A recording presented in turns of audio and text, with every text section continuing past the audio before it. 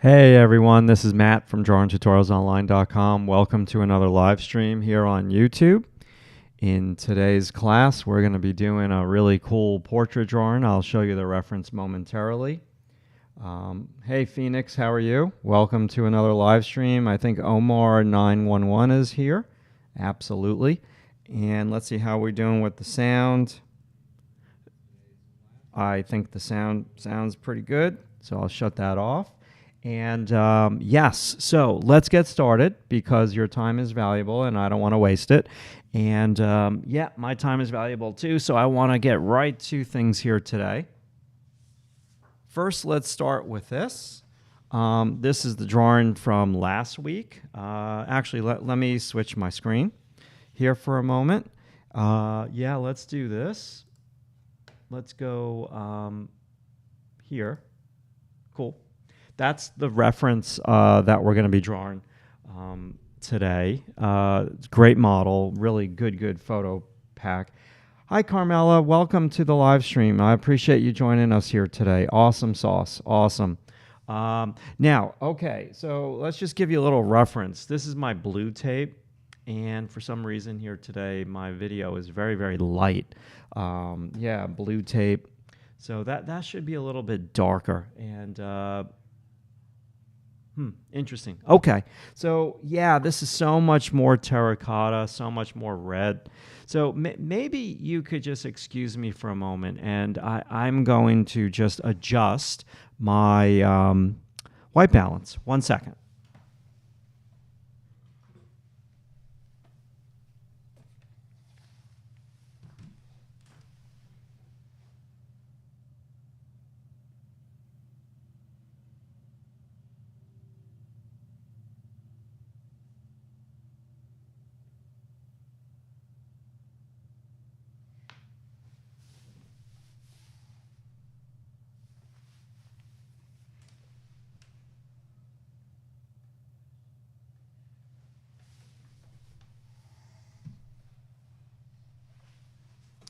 Think I'm gonna stick with this one, even though the color is not true.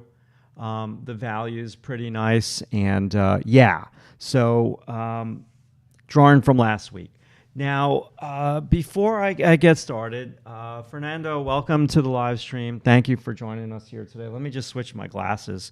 Not a great way to get started, but this is going to be a fun class. I promise you, this is going to be a fun class. You're going to learn a lot if you stick with me for a little bit.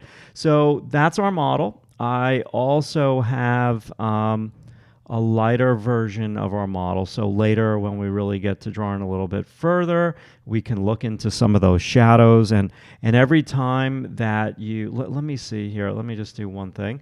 Every time you do a drawing, you should absolutely try to think about having a lighter version of the photo, even if, this right here is such a good photo. And it's a really good photo to draw from, but there's a lot of information that is lost in the darks of this photo. So for me, I'm always going to have one that is overexposed, and I'm always going to have one that is underexposed, to use some old-fashioned photography lingo. And yeah, if you have a phone and you're getting your reference off of your phone, you can just lighten it on your phone. Okay, and this is the full body of this model. I have it covered up a little bit. For members of drawingtutorialsonline.com, you can go to the website, and in the blog, you'll see it as soon as you log in. In the blog part of the website, you can get the full photo of this model that is not covered up. I need to do this for YouTube purposes. Okay. So now that we've got all that out of the way, let's start to draw. And let me go to this one. And before I actually start to draw, you know me, I've got to just warm up a little bit. And, ooh, we got 2 sheets of paper under there. So this is Strathmore 400 series, just good old-fashioned white drawing paper. I love that paper. It's really inexpensive. It's very easy to find. And yeah, it's good. It's good. It takes some abuse with the eraser. Now, the paper that we're going to use today is the Strathmore toned gray paper, which is another one of my absolute favorite papers of all time. Yeah, it's good to have Phoenix. It's good to have those two different expose. Constantius, welcome to the class. Truffles is doing good. Truffles is in my wife's office today. So I'm using this paper. It's a 400 series. It's about 80 pounds, and that's the paper that I usually like. And today I'm going to be using my good old-fashioned, I know that these are very hard to find, my Col-Erase pencil. I'm going to use a very generic General's white charcoal pencil. I'll use those two, and I will use also some various brushes for blending.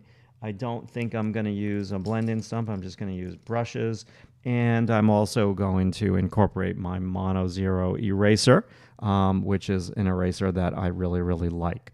Okay, and all right, that's what I got for you.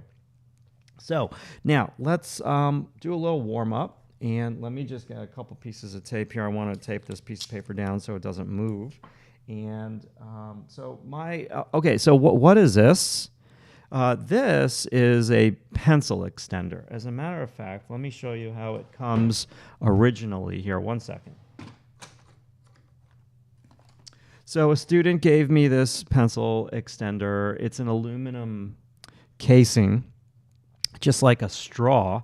And this is too long for me. So what I did was I took a saw, believe it or not, because it's aluminum, and I used a hacksaw and I just cut it. And then I filed it down. I got rid of the bird edges. That's what it looks like right there. And that's like the perfect length for me. This is just too long, and this was from Dan. And Dan was really nice to get me at least 5 of those. And yeah, Dan's a great student. I think Dan just graduated. And Dan, I think you emailed me back to visit the class, and I was just so swamped with grading and finishing the semester that I never emailed you back, and you could have just stopped by any time. You know, you're more than welcome. And if you ever have anything, just please send me an email. I'd be more than happy to help you out. So let's just do a quick little warm-up before we get to drawing here. Okay, so Constantius, let's just look at this question. Is regular printer paper similar to this? No, I don't like regular printer paper for the Col-Erase. I like the regular printer paper better for like a mechanical pencil with like a BHB type pencil lead in there. So yeah, so I'm not a big fan, but that's just me. All you can do is try. All you can do is try and see if you like it and see if it erases. See if you can get some rich darks on that printer paper. You know, I've done some of my best drawings back in the 90s when I was an illustrator. Now I'm dating myself here, but we always had to do sketches for the illustration book cover jobs. And I had no computer very early 90s, so we would fax the sketch to the art director. So I'm really dating myself. And I would do my sketches on printer paper because it fit in the fax, and I would do them with mechanical because mechanical is a great pencil for drawing small, right, Sammy? Yes, absolutely. So Sammy is a student that I always tease because Sammy just uses the mechanical, and it's an inside joke. Okay, so now I'm doing this long line to remind myself not to do chicken scratch short lines. And maybe I'll do a long figure 8. So I would do way more than this. Maybe I'll next. I'll do a figure. Let me resharpen this pencil. So I'll do a rough skeleton figure. So I'll do the Loomis oval. I'll do the V shape for the pelvis. I'll do the navel. I'll do the person's head. Maybe that pelvis needs to be wider. What am I doing here? I'm just warming up, and I am. Is that on the? Oh, cool. And I'm just trying to keep my fingers going. And let's just build this figure. We're going to do a portrait here in a second. Just bear with me. I'm just warming up. I like to do this sort of thing for warming up. No, it's not the Loomis head, but I've grown to like the Loomis head. So maybe like a little kneecap, maybe a little indent of where the foot is. And then this could be the other foot right over here. So I just did like a quick gesture. Matt, what about the arms? So I can do arm and arm on the hip and arm on the hip. So kick out that hip bone a little bit more there. So that's my warm-up. Okay, so I think I'm good. And it's always also beneficial on a warm-up to see how dark you can get with the pencil on the paper. That's pretty dark, okay? And then I'm going to just do a grayscale. So a grayscale is another absolutely wonderful way to get your fingers going on the paper, okay? Good. And last but not least, can I get some dark line integrated? Now, okay, good. Now, last thing. Look at your sheet of paper. Are you doing this? Are you drawing your ovals like this? If you are, stop lifting your pencil off of the paper so many times. This is a nervous habit line sort of thing. You don't want to do that at all. You want to continually keep your pencil on the paper. It might feel a little weird at first, but you can do this in the warm-up because it's just a warm-up, right? Right, absolutely. Okay, so now I'm going to take this sheet of paper off. I'm going to get my paper. Now, this paper, when you get it, it has these black random marks on it. It's weird. That doesn't bother me. It might bother some people, but yeah, it doesn't bother me at all. So let me just get rid of this sheet of paper. And we're going to get drawing this portrait right now. Okay, oh God, I can't believe I was playing with the white balance in the beginning of this video. I wanted it to be all professional, but yeah, I digress. Okay, let's tape this sucker down. And we're going to get to drawing this portrait. I see your question, Constantinius. Just give me a second. Now, my live area today, let's measure it, at least right now, is roughly 8 inches. So I'm going to just give myself like a little mark. It's always good to know that for myself, a little mark and a little mark where the edge of the monitor is and where the edge of the monitor is. Oh boy, yeah, this is awesome. I got plenty of room to draw. Now, let me just sharpen this and answer this question, and then we'll get started drawing. Constantinius, is that 80-pound smooth Strathmore? You want to know something? I don't know. I'm very bad with pricing. Everything has gotten more expensive lately. So this is the toned gray. And it's small. It's 9 by 12. It's not a big pad. I just have this for doing these drawings here in my studio. And this is very smooth, actually. This does not have a lot of tooth to it. But it works beautifully with the Col-Erase. Like, there's no better paper. Now, the Strathmore white drawing paper has more texture, but it's not overly texturized. So when I see all these little dots in the shadows, that's the tooth of the paper. And the pencil is not going into the tooth unless I brush it in. Like I brushed it in over here, and that's a pretty solid shadow shape. So this has moderate texture. It's hard for me to show you, but yeah. All right, so now we're going to get started drawing this drawing. Or at least we're going to try to. And yeah, so let's see. Let me, got my Photoshop. I'm going to maybe do sight size. Is that too, bear with me. Bear with me, people. In terms of pages, I don't have the Strathmore pad in front of me, but the toned gray paper, that's 50 sheets.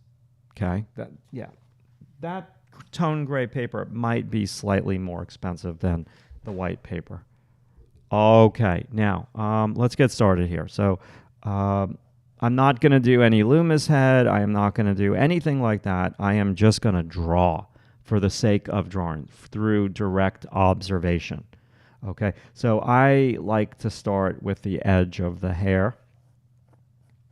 And now, do I have enough room over here? So those are my first marks, and this is curving on down. So I'm going to go faster just to kind of get started here. Sometimes if I go too slow in the beginning, I overthink it. I get a little bit too analytical, and things just turn into a big hot mess. Now, this gal has some really super duper long hair, and I don't know how much of the hair I'm going to draw, but I want to leave room at the bottom for the hair.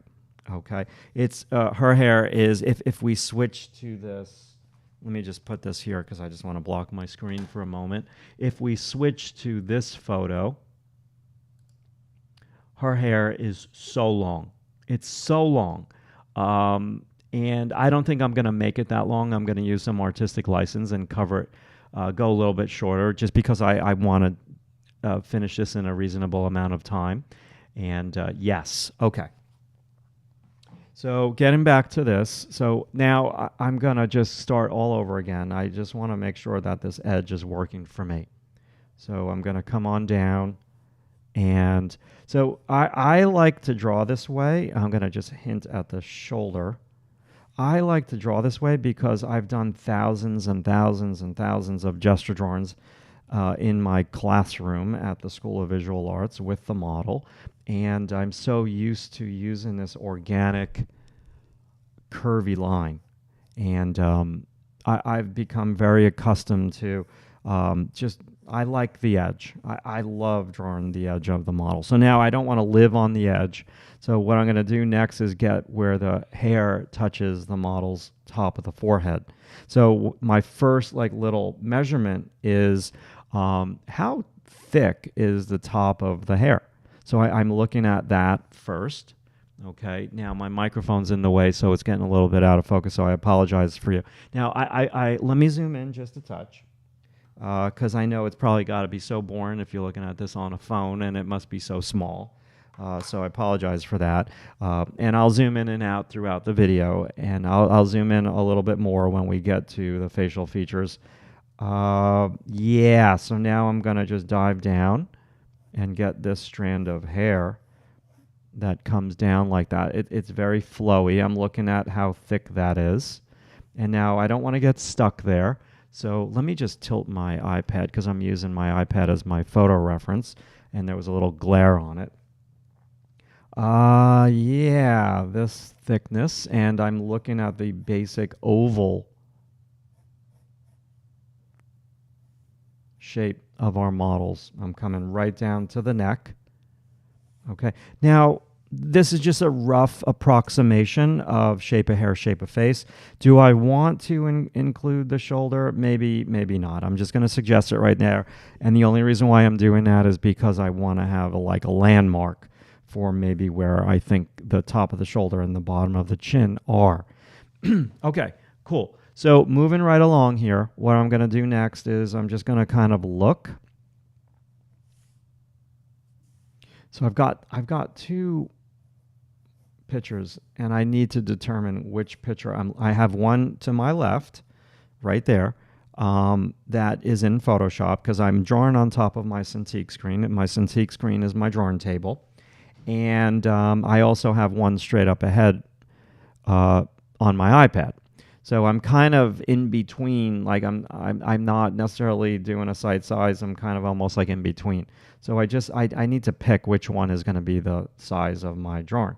So I'm going to come on down and I'm going to determine the size of our model's forehead. Now, this is where I could get caught up and I can overanalyze. And when doing that, that's no good. You just got to kind of make it happen and go a little faster.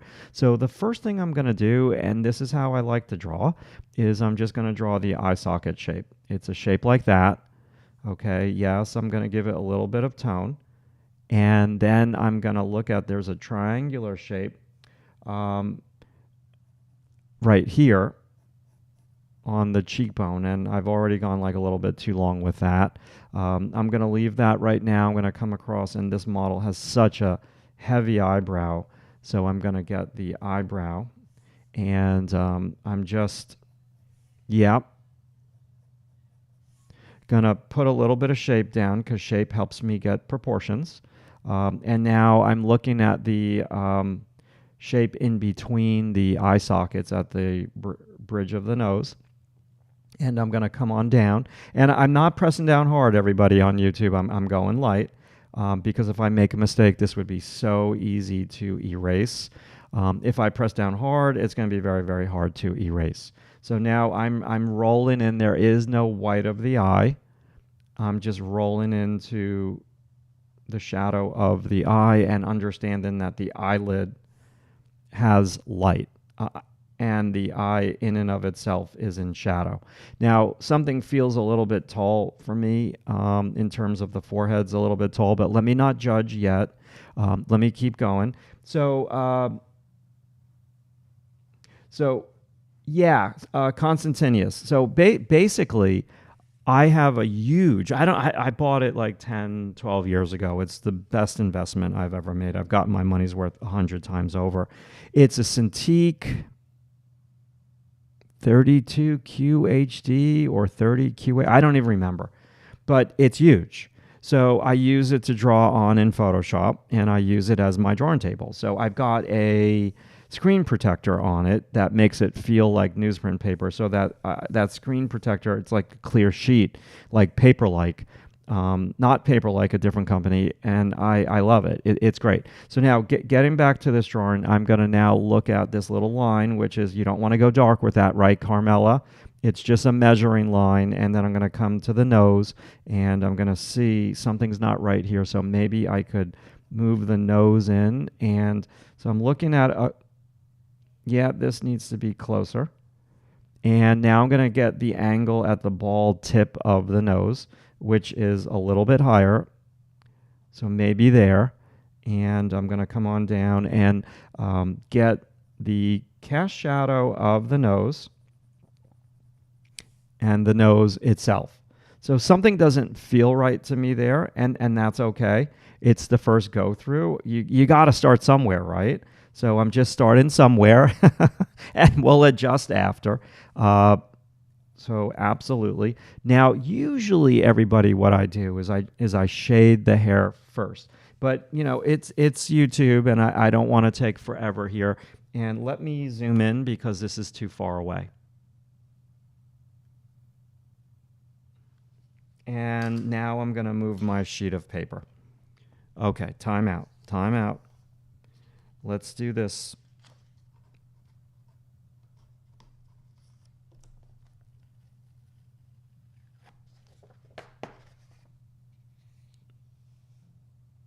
That's better. That's much better. Just making sure the piece of paper is going straight up and down. And I'm taping it back down on my screen. Okay, much better. Now, my measurements are a little mucky. They're a little mucky. Let me just, what lead type is the black wing similar to? I don't know about the uni leads. I've never used them. But the black wing, there's so many different black wing pencils. I've only used one, the 607 black wing. And that to me is the equivalent of like like an 8B, 6B style pencil. Yes, Carmela, yes. We're just having fun here, Carmela. Carmela's a member of drawingtutorialsonline.com, and Carmela has been working super duper hard at getting better at drawing portraits. And the last couple of portraits that Carmela has done and has uploaded to the critique gallery have been like amazing. They're all kind of family members, friends of family members, and yeah, so Carmela, thank you for sharing your work, and you're getting so much better. So I'm just doing shapes here, everybody. So I'm not outlining per se. I'm just kind of now I'm looking at that lower lip, and now the cast shadow. Okay, so I'm cool. So what did I say? I said top of the shoulder, bottom of the chin. All right, I'm cool with that. All right, not bad, not bad. So the upper lip is all in light, and now there's a cast shadow that the lower lip is casting on the chin, and then we kind of wrap around, and that is my first go through. Now, I want to thank a teacher, and this teacher, who knows how old they are now. That's Carmela. The tendency to draw dark is very, very normal and natural. So look. Let me get a scrap piece of paper. Do you see how light this is, Carmela? I'm not saying it's perfect. It's far from perfect, but like, look at how light that is. Here's my piece of scrap paper, and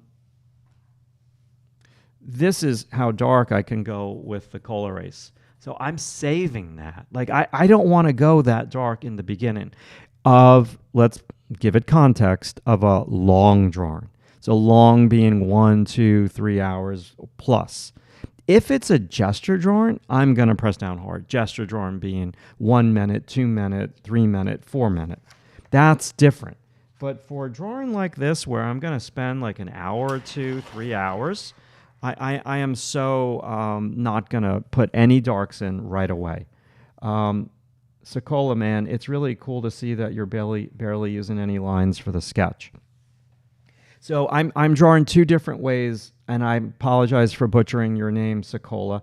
I'm drawing with tone here, and over here I drew with an outline. I don't believe in just absolutes. I like combining like a bunch of different techniques, and there are times in my life where I've drawn primarily with line, and there are times in my life where I never use line at all. And so now I've realized, why should it be one or the other? Why not just combine both?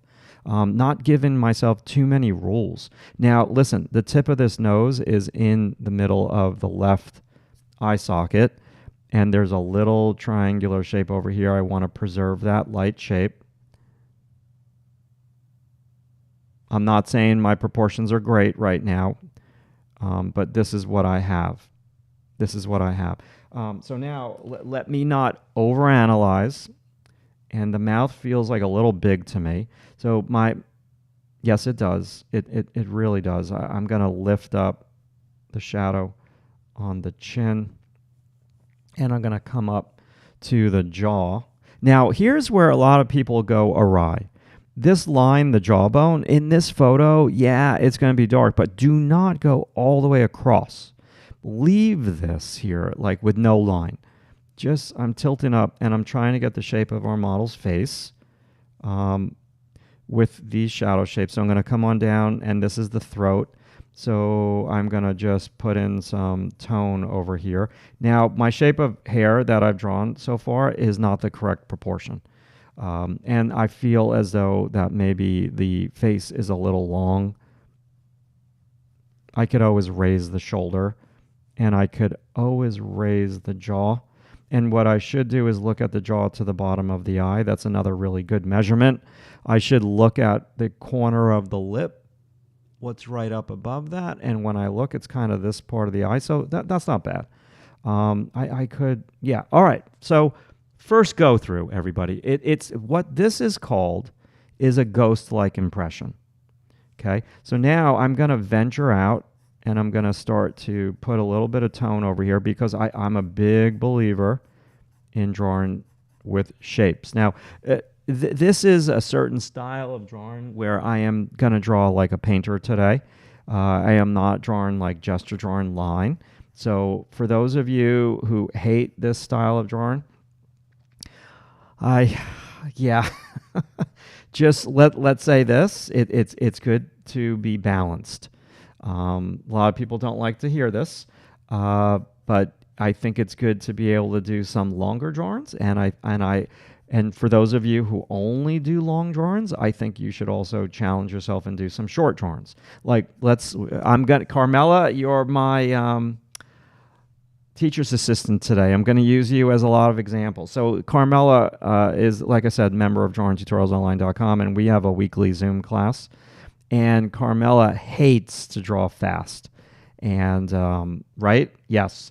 And so we draw fast, like we draw for an hour, like really quickly. And Carmela now has gotten better and has gotten faster because Carmela has gotten out of their comfort zone and trying different things and drawing faster. And I think it's good to draw fast with line. I think it's good to slow down and draw with tone, like what I'm doing here. I think you become a better artist when you get out of your comfort zone and you try things that you don't necessarily like. Like if I go back to, I don't think Sammy will ever watch this video. Sammy is a student of mine. Sammy's top of mind because I just looked at my roster for the upcoming semester at the School of Visual Arts. And Sammy is in my Thursday 3 to 6 class. And maybe Sammy will arrive on time because the class starts at 3 p.m. and not 9 a.m. Right, Sammy? Yes, absolutely. and so, like, yeah, all right. Yeah, so Sammy hates these long types of drawings like this. Sammy likes the shorter stuff, and Carmela likes the longer stuff. So you just have to kind of get yourself out of your comfort zone and try different things. Let me look at some of the comments. There are matte screen protector sheets for the Cintiq. There are. They're very expensive. So I don't know how big the paper likes come, but there are other companies. The one that I bought mine from, it's a weird name. If you just go to Amazon.com and you type in green onions, I didn't make up the name. Green onions screen protector. They come in different sizes and they come really big. And it was expensive. Like I was nervous putting it on.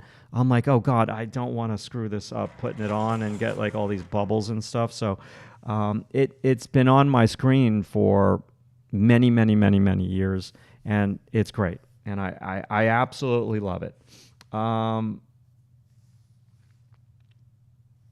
Okay, so I think what I need to do now is put some tone on the other side of this model's hair, just because I want to use shape. I think the face is too wide, and the neck needs to come to the left, and this angle. And I'm looking at the shape of light on our model's neck. That's a little bit better.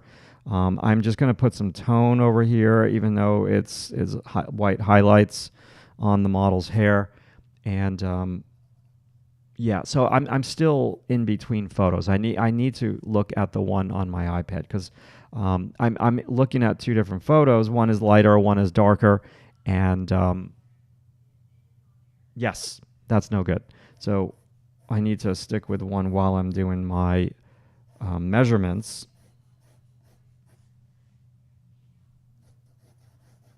And let's just get some, it would be good if I got the ear in, and so the ear is kind of right at the upper lip top, a little bit lower, a little bit more solid over here, and I've got plenty of room now to go on down with that hair.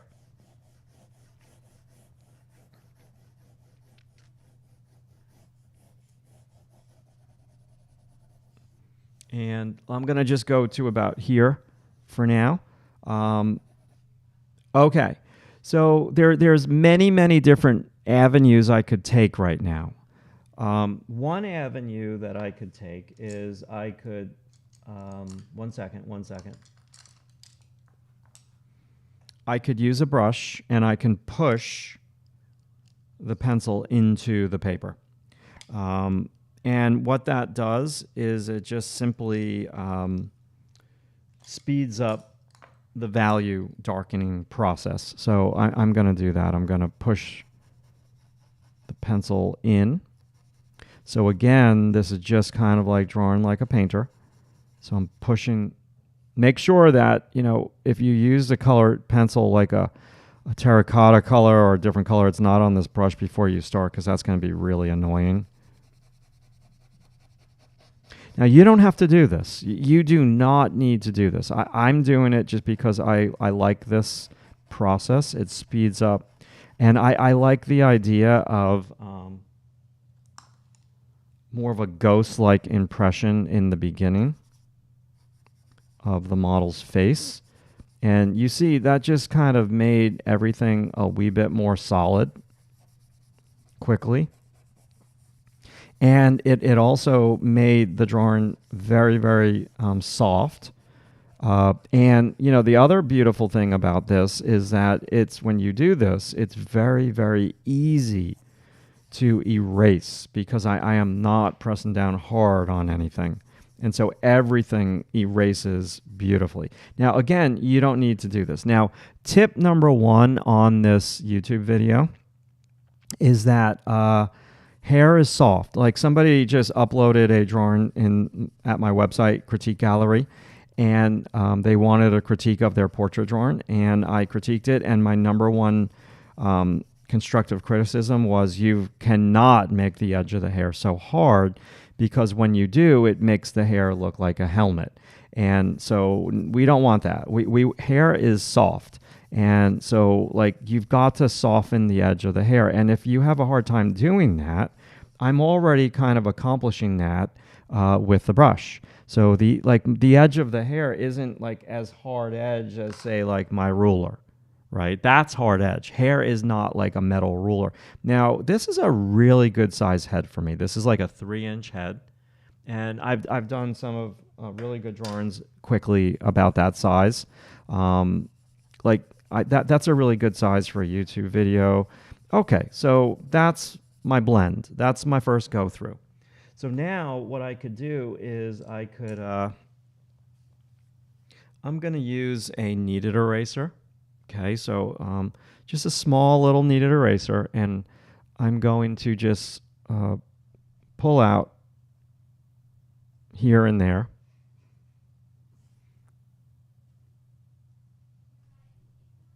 I like the Mono Zero better than the kneaded.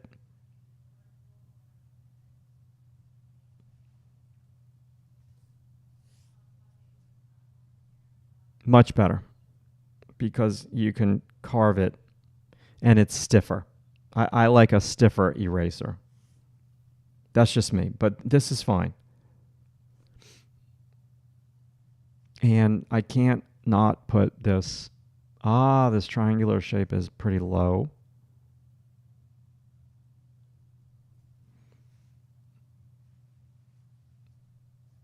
Okay. Let me not get too caught up in the weeds here, and let me get back to drawing.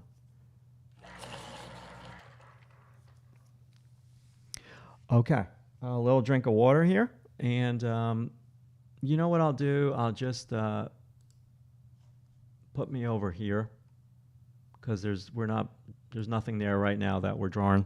And 1 second.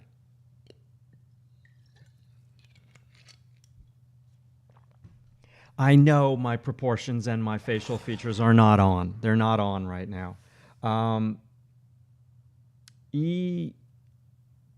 Eric? Oh God, how do you say your name? Wow, I remember your channel from 2012 while I was learning how to draw in high school. Well, I appreciate you joining us again here. You know, I look much older, right? That was a long time ago. Gosh, that was 13 years ago. 2012 was a great year. That was like one of the best years ever, 2012. I remember that. Okay, so I appreciate, this is what I do. I'm not going to change and all of a sudden do accounting. I'm always going to be teaching drawing pretty much for most of my life. That's what I do. That's what I'm best at. Okay, so now when I look at this gal's eyebrow and I go across from the eyebrow, her head is tilted and the other eyebrow is lower, and I do not have that properly. So I have a couple of options. I could raise this eyebrow slightly, and now I'm going to try the Mono Zero, or I could lower this eyebrow a little bit. I'm going to do that first. Listen, thank you so much. I appreciate that. The internet is the wild, wild west still, and getting even more wild. So for somebody like yourself to watch my videos back in 2012 and then come back and watch in 225, that is so cool. I hope you're really doing good with what you enjoy doing. Everybody has, oh, okay, I see now this eye is, that's what's off. This eye maybe is too low. Okay, so let me just, I'm doing some comparative analysis right now. I'm going to lower this. I'm going to go a little darker here. I'm going to look for some, what did we do last week with the Michelangelo drawing? We talked about micro angles. So I'm just paying a little bit more closer attention to the micro angles on the nose. It comes up over here, and then it angles up. I'm going to go a little darker with that. That's just an abstract shape right there. And I'm going to go darker into the hair. So now I'm starting to go slightly darker. I'm not pressing down as hard as I can just yet. I'm just kind of going slightly darker. So now I'm going to come over here to the tip of that nose. And then that's the triangular edge, the light shape. And then mouth. I'll come back to that eye in a moment. And let's go across and down. So I'm not drawing nostrils. I'm drawing the shape that the nostrils are housed in. So the shadow shape of the underplane of the nose. So we can come back and draw the nostrils after we have the proper... So you have cabinets and drawers in your kitchen, right? And in some cabinets you keep your dishes, and other cabinets you keep your glasses. And so cabinets are organized. So these shadow shapes are the organizing factor to organize your features in. And if the cabinet or the drawers, people make fun of me of how I say drawers. I can't really say it, my Long Island accent. Yeah, so it's just organizing facial features into these shapes. So first we draw the shapes, and then we draw the details within the shapes. And don't start going with crazy outlines for everything. Just be a little bit more painterly to start off. And I'm going to get this shadow up above the upper eyelid.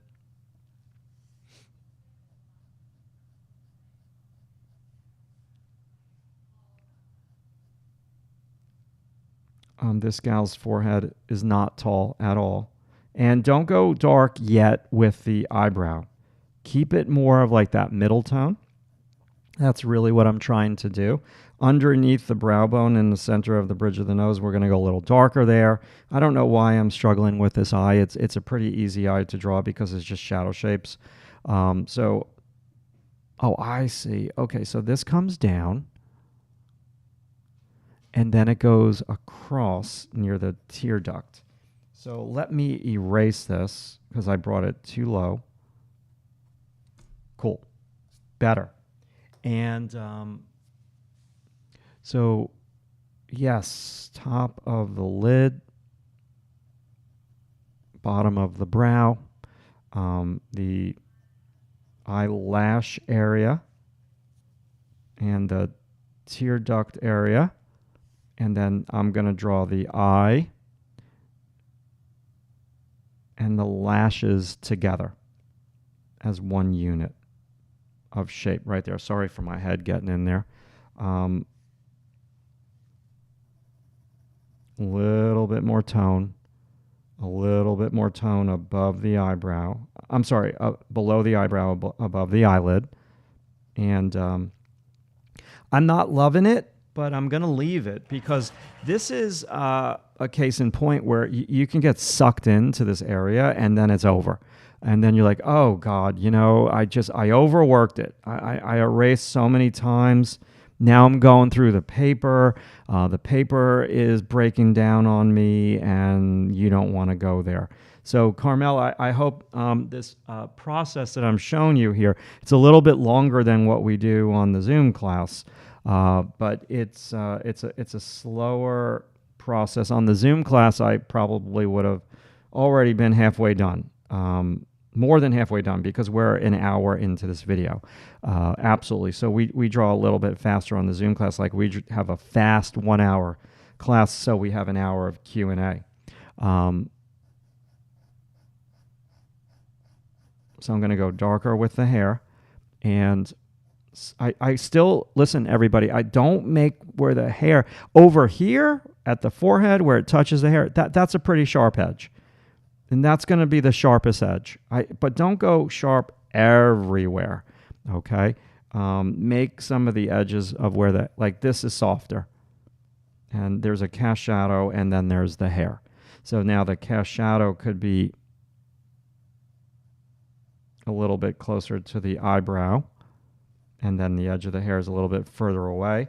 Let me just look at a comment.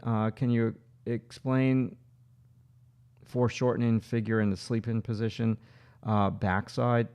I can't in today's class, but maybe in a future class I could. So if I have time, I will do it on a scrap piece of paper. I'm just still like in the middle of trying to get these proportions, and I'm not doing a great job, and I'm going too slow. So I just want to get the proportions of this gal's face and the likeness, and then I'll sketch something out for you because I just looked at a new photo pack today, and there was a model from, what did you say? The sleeping position backside up foreshortened. Yeah. I saw that pose, and it was pretty cool. So I'm not drawing the upper lip. I'm not drawing the teeth. I'm just drawing that shadow shape right now.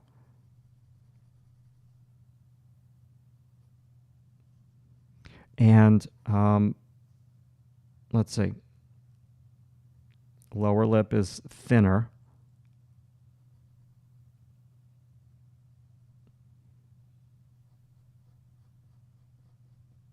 And okay, so I need to take a break for a second. I just need to take a break for 1 second.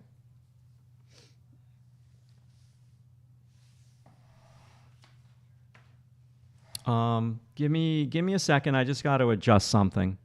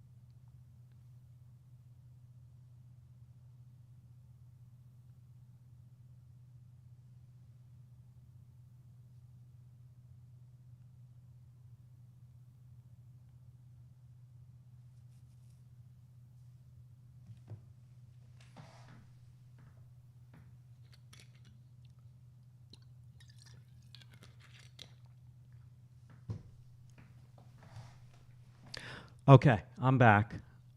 I just the live stream quality was going down, so I know I've got a lot of people in my house using the internet, and I just wanted to double check something.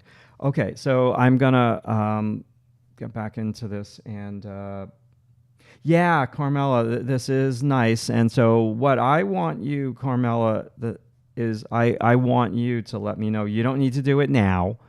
But I want you to let me know if you like this longer better, and we could do some longer classes on the Zoom class. I get it, like 2 hours is a very long time on the Zoom class to sit around and be in front of a screen. But this is nice because it's a slower pace. Okay, so I'm going to just go a little bit heavier. Megana, I know I'm gonna probably do a little sketch for you at some point in this live stream. If I don't, yeah,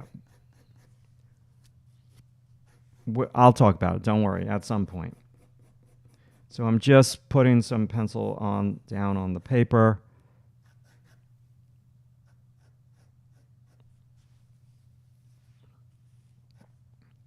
And I want to go a little darker now with this model's hair. especially over here. I'm going to work in this like little area. Darker, darker, darker. Cool. And let's go a little higher with the dark. A little higher with the dark. And let's come over here. I need to make sure that my width is good. Okay, she's starting to peek through the paper. I can see a little bit of a likeness now.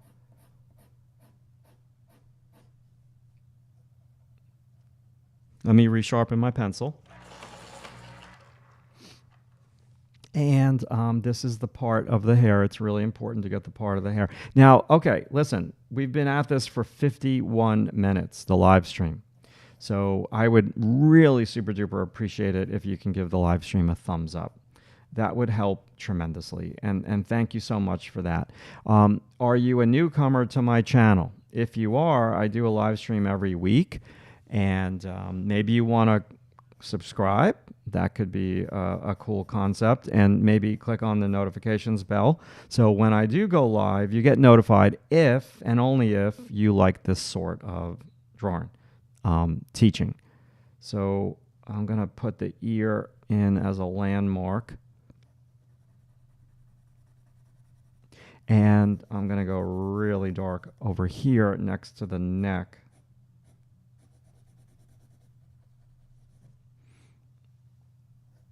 I still don't know how I feel about the face in terms of its proportions.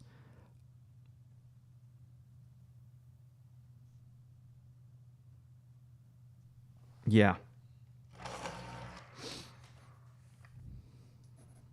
And this is so dark. So this is going to be a little bit more abstract down over here, just dark shape.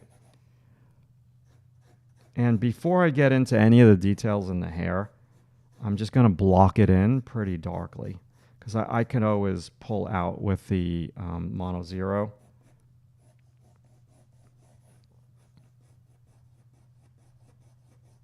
Now, what am I not doing here? What am I not doing? I am not doing this. Short strokes. That's not drawing hair. I'm going long, right? So just try to follow me with these longer pencil strokes.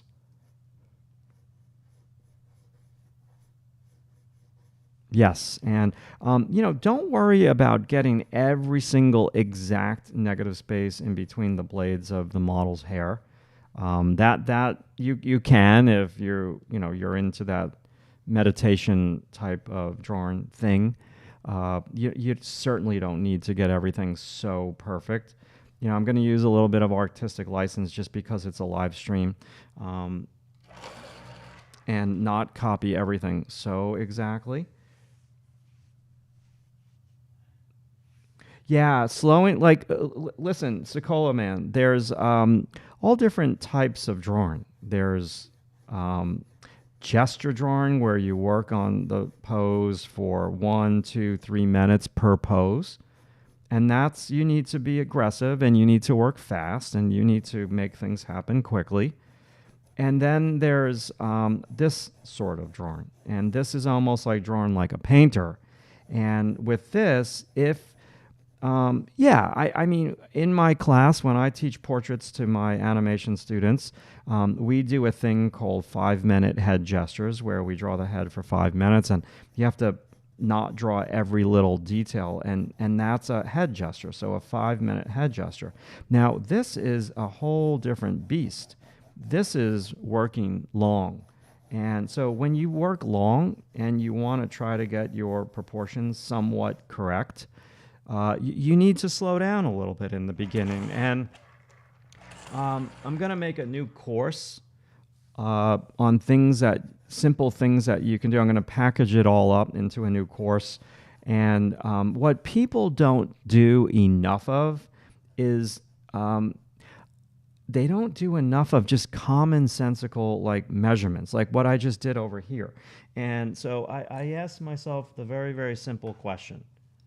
What is right across from the model's eyebrow? Oh, the other shadow shape is lower. Like, that's a very simple question that you can ask yourself.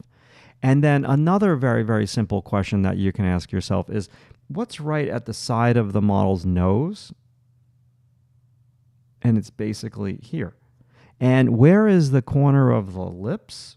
They're slightly to the right of the nose. 1 second. Okay. Let me just look at some of these questions here. So it says, if you don't mind me asking, what is it you enjoy most about teaching? Okay, so I could answer that question in a multitude of ways, and I'll answer it 2 different ways.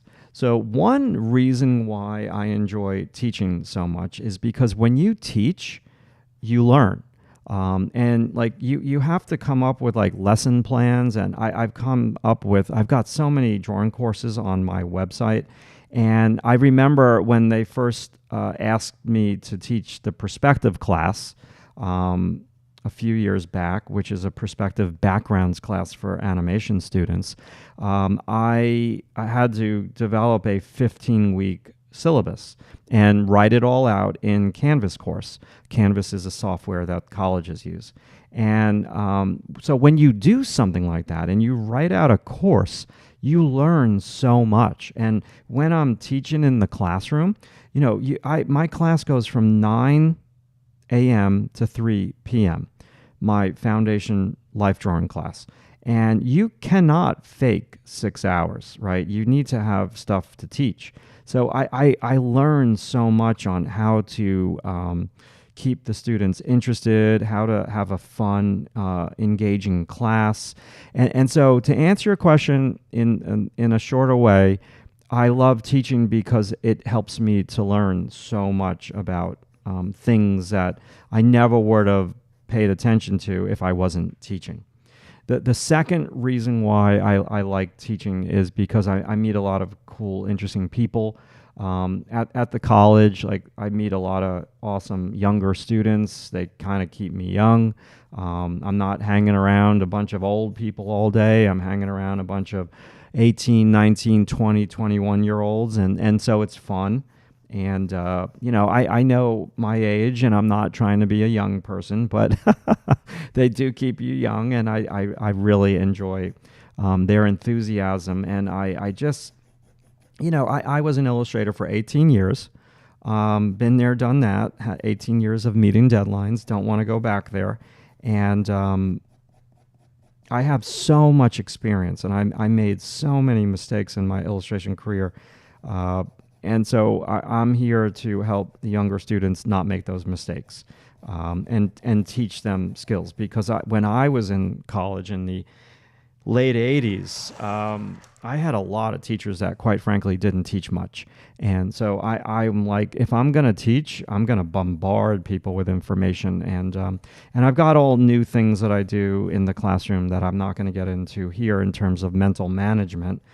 Because when you're young and you're 18 and you're in your early 20s, confidence is lacking for some students. And so part of my job also is to help build confidence of students. And that's a story for another day. Absolutely it is. Okay. So those are some things why I like teaching. So Yusra, I draw with the same pencil over and over. It's the same one. Let me get a bigger one.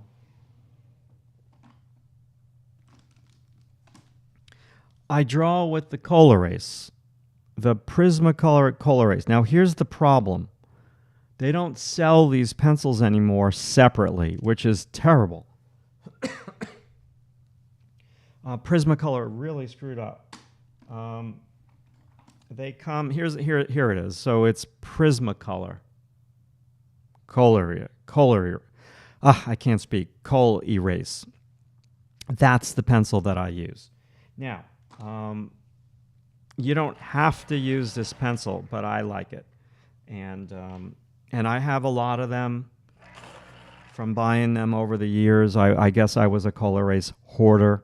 Um, and yes, so I do have a lot of them. But if it's frustrating, probably for people who watch me teach, that most students like to use the materials that the teacher uses, and I understand that. I did the same thing. And you can't really buy these pencils separately anymore. You have to buy the pack, and then you get a pack of all these colors that you don't want to use, like orange and yellow, green, and bright blue. Like I'm never going to use those colors. I only use a colored pencil in a monochromatic way. But Matt, why do you keep drawing with this pencil? I draw with many pencils. I draw with a mechanical pencil. I draw with a grease China marker. I use all different pencils for all different applications. But for this application, I like this pencil. Okay. I need to get a little drink of water.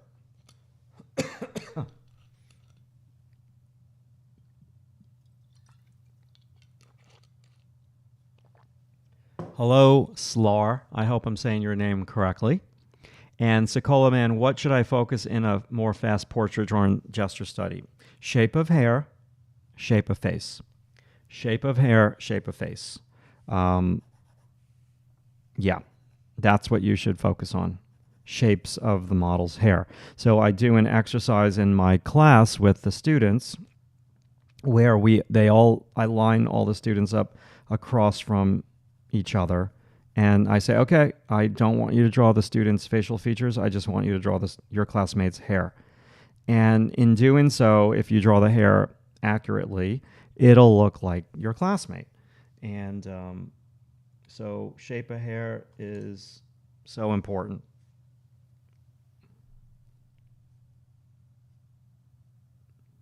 And then also what I'm doing here, shadow shapes within the face. So that would be another step in the process. So you draw the shape of the model's hair. You draw the shape of the model's face. And let me just shape this thing. 1 second. 1 second.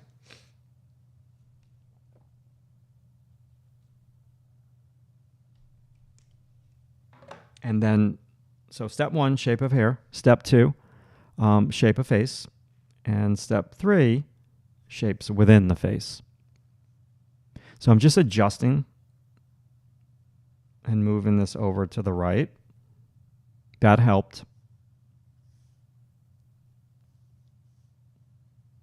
And moving the bridge of the nose over here to the left. That helped.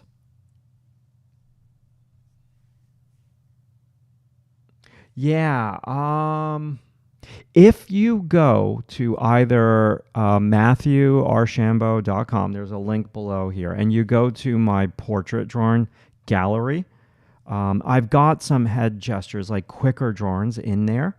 I think there's a guy model wearing like a baseball hat backwards. That was a 5-minute head gesture. So it wasn't shape of hair, it was shape of model's hat. So you can look at some examples there. I also, on my Instagram, Matthew Archambeau Artwork, which there's a link below where it says more. You can look at some of my head gestures on my Instagram because some of them are even from my iPad. So I'm raising the chin.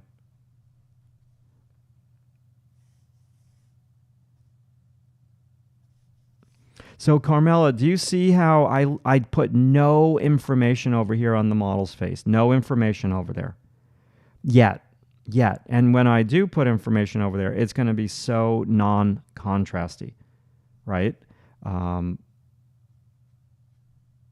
Okay, so I think this model's face is a little wide. So I'm going to move this over.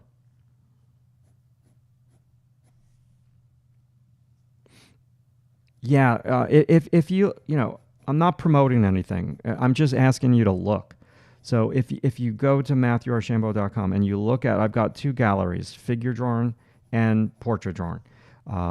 look at the portrait drawing, and you'll see. And then if you even wanted to, when you're done, look at the figure drawing. And I have two different types of figure drawings in that gallery.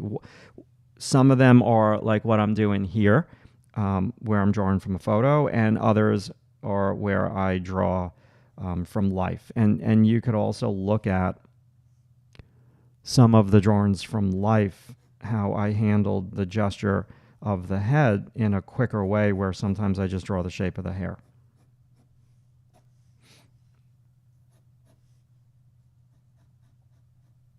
Okay.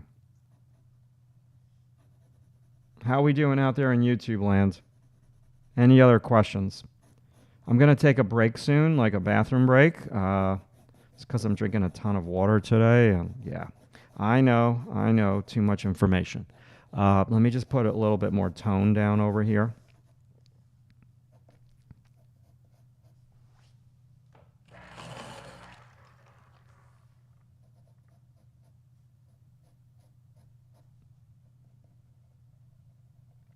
Now, I do way more than just these like long drawings, because I know these long drawings are not for everybody.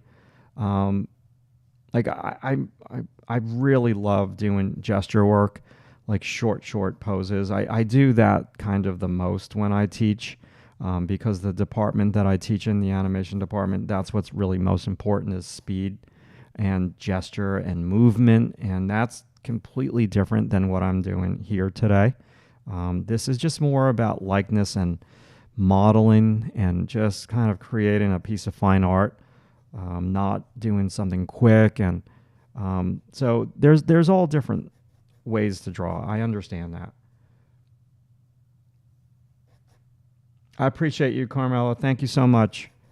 Carmela is such a hard worker, and Carmela's portraits are amazing. So, Carmela, what I want you to take so far from what I'm doing is that I'm working from a photo, and you know this, I'm just repeating. Repetition is the mother of skill. I am working from a photo that has good light and shade. So that's step number one. Step number two, I am drawing the shadow shapes versus the light shapes, the shape of the hair versus the shape of the face. I am not doing all of the details in the hair yet. I am first just blocking in the tone of the hair. I'll get to the details eventually. And then notice how I didn't draw the teeth. I didn't draw the upper lip. I didn't draw the nostril yet. I didn't draw all the eyelashes. I didn't draw all the eyebrow hairs. I just drew the shape of the shadow. And that's how I like to start. And that could make your life easier. But some of the photos that you are drawing from, they're just of like family members, and they're not, photographs that are taken in like a photography studio where the lighting is perfect. And I understand that. So that's why you really, before you even start to draw, Carmela, you need to really analyze the photo and ask yourself questions about, okay, where are the lights? How many different light sources are hitting the model, i.e. your family member? How many light sources are hitting my family member? And could I make one of the light sources darker than the others and have one of the light sources the primary light source? And I think if you do that, you'll have even an easier time drawing. Absolutely. Okay, so listen, I'm going to leave this up, and my proportions are not right, unfortunately. There's some stuff going on. I got to figure it out. But I need a bathroom break, and I need to get up off of this chair just to stretch for a minute, because I've been sitting down for an hour and 10 minutes, even longer than that. And so I'll be right back in about less than a couple of minutes, 4 minutes or so. I'll be right back. Let me just do one thing here.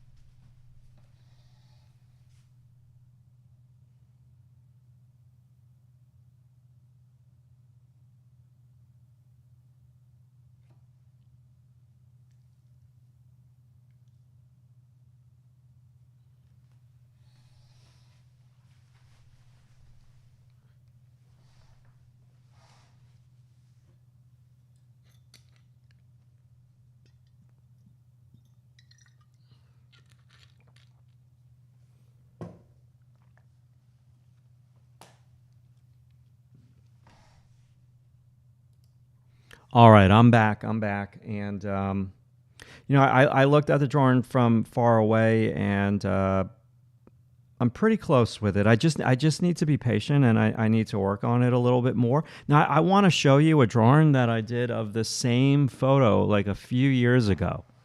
Um, oh, I thought I had it.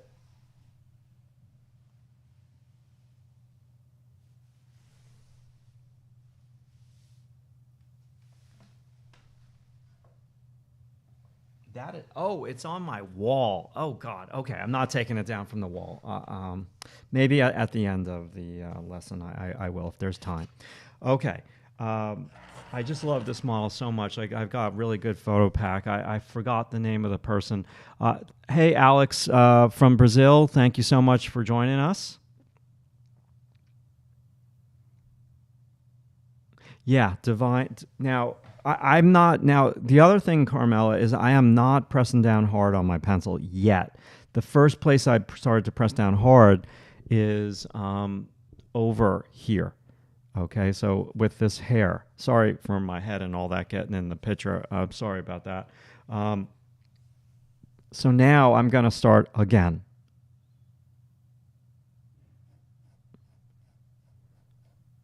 Pressing down hard.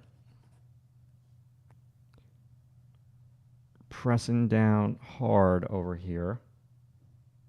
Welcome,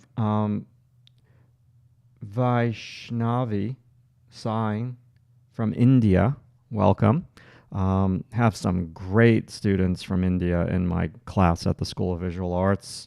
I just had this younger student. Oh boy, crit, crit, their name was Critt, and then I'm forgetting the rest of it. It was Critinia or they were so good. They were so young and they were so good. And yeah, I hope they get accepted to the college because they were awesome.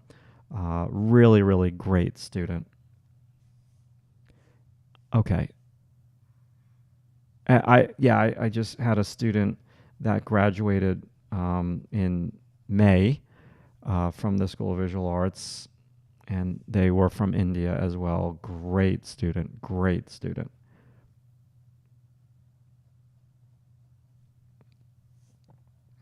This model has some pretty heavy eyebrows.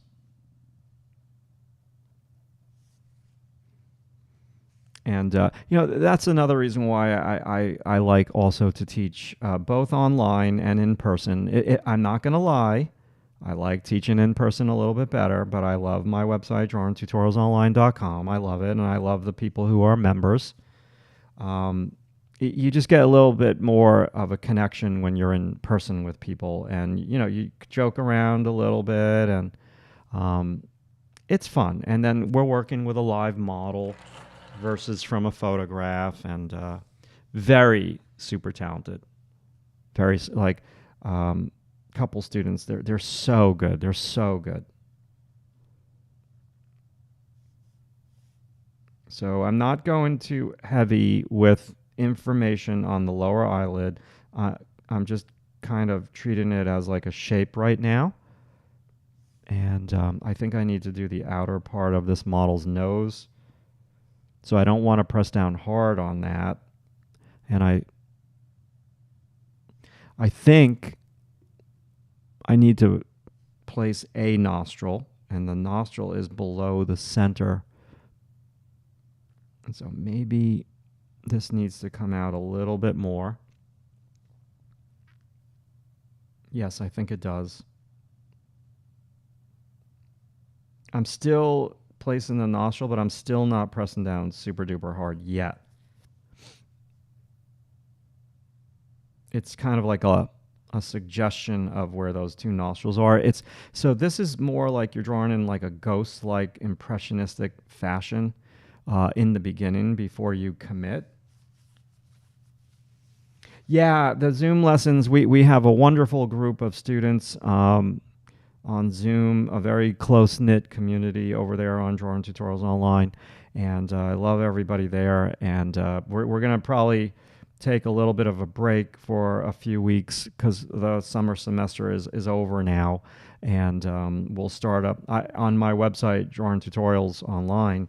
I teach there now in semesters, so just like the college. So I have a 15-week fall semester, just like the college, and then we have a 15-week spring semester that starts in January when the college starts. And then I have a summer semester that's 10 weeks. And yeah, so I've kind of changed the way that I teach over there. I kind of teach now in semesters. So I'm just trying to get the upper lip can go a little higher because I need room for the lip and I need room for the teeth. So I got to tread lightly here. So I'm just going to put a line where I think the bottom of the teeth are, and then I'm going to go darker with inside of the mouth.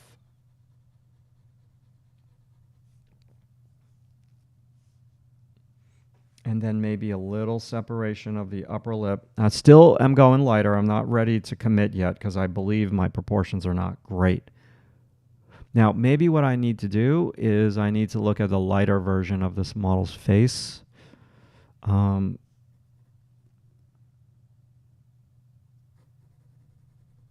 going to stick with the darker version right now.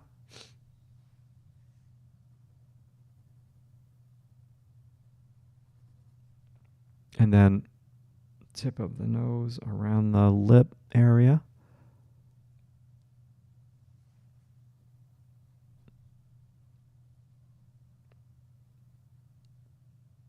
And around the chin. What's right up above here, middle of the nose. I don't really see the bottom of the chin in this photo. I'm going to go to my lighter photo, and I don't really see the bottom of the chin. All that information is kind of lost in the photo. It's just dark against dark there.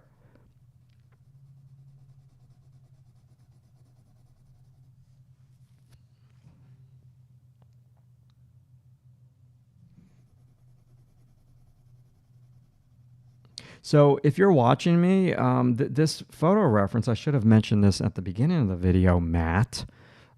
It's if you go to my channel and you click on posts, I have a post with the photo reference, at least part of the model's body, not the entire body. Now, if you're a member of the website, I have the 3 to 4 versions of this gal on the website. So full figure nude, light version, dark version.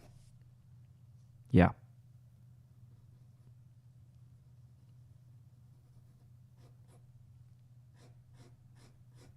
Now, the downside of using this pencil, because it's not the perfect pencil. There's no such thing as a perfect pencil.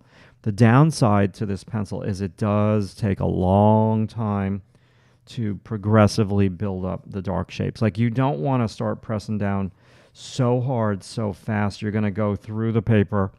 You're going to leave indentations in the paper, and you need to, if you're going to do this type of drawing with this type of pencil, you need to be patient, and you need to gradually build up the values. Yes.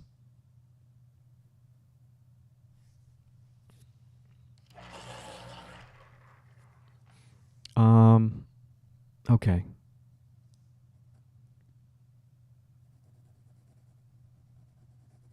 I think the neck feels a little wide.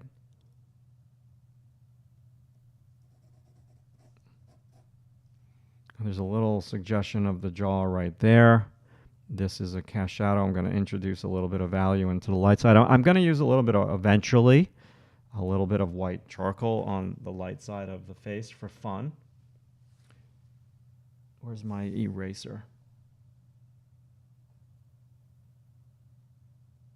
Mono Zero, come out wherever you are. I don't want to lose that one. That one is gold for this drawing. There we go. I found it. So I want to erase out the upper eyelid.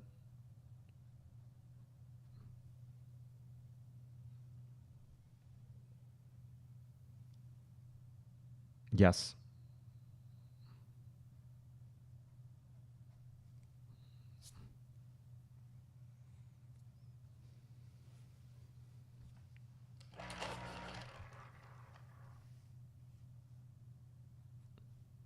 So now I'm just really trying to pay a little bit closer attention to the edges of where the light meets the shadow.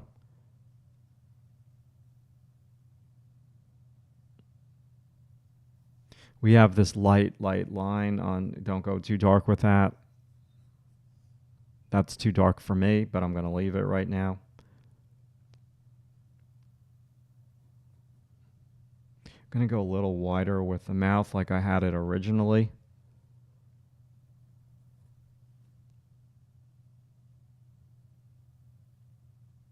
Maybe a little bit higher with the left side of the upper lip.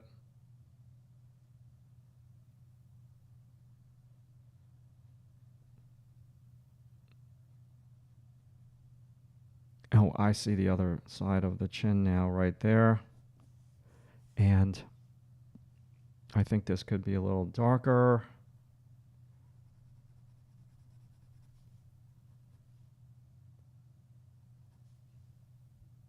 Okay. Now I'm just going to go back to the hair over here. Put in some darker shapes. I'm just, yeah, let's work on the hair a little bit. Any questions, let me know. Now, listen, while I'm working on this drawing, I'm going to give myself a little bit of a mini commercial. So bear with me for a few seconds here. So what are some things that I do outside of YouTube? Well, I do artist coaching. Let's say you're a high school student and you want to put together a portfolio to try to get into an art college. I could do a one-time coaching session with you to look at your portfolio and tell you what you should put in it, what's working, what's not working, how to make it better. So you can not only get into an art college of your choosing, but you can probably get a scholarship. There are certain things that you need to put into your portfolio that a lot of high school students have no idea what that is. And also, your portfolio should be catered towards the department that you are trying to get into. So your portfolio for the animation department, if that's the department that you want to get into, would be completely different than the portfolio for, say, the fine arts department. Okay, so that could be a possibility for you to work with me through. I offer two different types of coaching. One is a one-time coaching where I critique your work, you email it to me, and then we follow up with a regular phone call or a Zoom call. And then there is this 4-session coaching where you get 4 video critiques of your work with screen grabs of all of my draw-overs as well, and I put them into a folder for you that you can access online, a Google Drive folder, and then you also get to download your video critique video and keep that. And then you get 4 of those, and then you get 4 Zoom calls that follow up from the video critique. And this, when I do the video critique for people, I give them homework assignments. I draw on top of their work. I'll give them photo reference to work from, because one of the biggest things that I see is that students just work from the worst photo reference, and that's why they struggle, because the photo reference is just horrendous. So yeah, check that out. If you go to members.drawingtutorialsonline.com, there's a link below in where it says more, and you click on shop, and there's coaching, and you can read a little bit about that and how much it costs and all of that stuff. All right, cool. So I'm going to give this model some crazy strands of hair. Long strokes here, not short.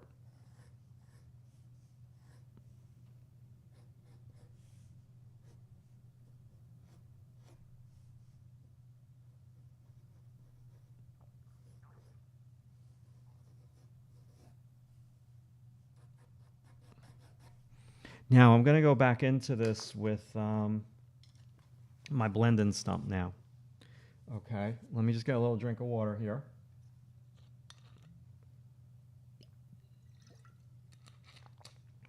I think this is good photo reference that we're working from right now when you are learning how to draw, because there's definitive shapes. Poor photo reference is, I would consider that like a snapshot, like that. No, I'm not digging that. A snapshot is more of just a random photo that you take of somebody with your iPhone. You're eating dinner, and there's light bouncing off the white tablecloth, and it's creating like a light that comes from below, and then you go to draw from that photo that you really like of a family member or a friend, and there's like 5 different light sources hitting the model in your photograph from the restaurant diversity of light sources, and that is a bad photo to work from. Another type of bad photo to work from is a photo that has what I would like to call front light, where there are no shadows whatsoever. And that is a terrible photo to work from. I just did a portrait for a friend of their dog. Their dog just passed away, and it was a really bad photo of the dog. Like half of the dog was out of focus. But I did it for them anyway, and I knew how to draw it because I've been doing this my whole life. But most people, when you're learning how to draw, that just understand the context. If you're don't put yourself in a situation where you're working from like the worst possible photo reference. Yeah, no good. That was somebody from YouTube signed up to my coaching, the one-time coaching, and that was almost half of what I talked about, like in their video critique. I was talking about their photos and why they were struggling, and just pointing all that out. And most people sometimes don't think about light and shade. They just look at the photo and they like the person in the photo. The person's cool looking, they're pretty, or something like that, and they're not thinking about, oh, damn, it's like studio front flat light, like a mug shot, and that's no good.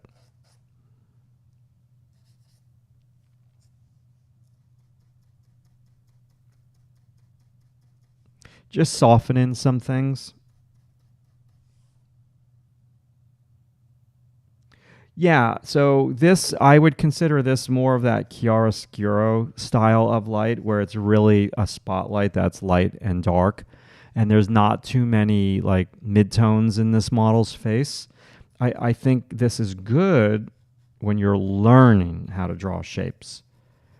I think it's limiting because there are better photos like that show these shadow shapes, but yet have some more midtones in there. It's not such an extreme light and dark, but extreme light and dark is very good for when you are learning how to draw. Does that make sense?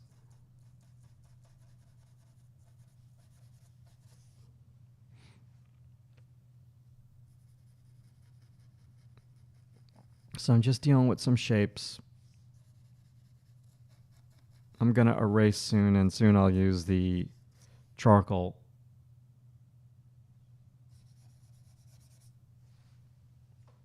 I think I'm just going to do some lines here at the bottom. Where is my pencil? Here we go. Let me zoom out a touch.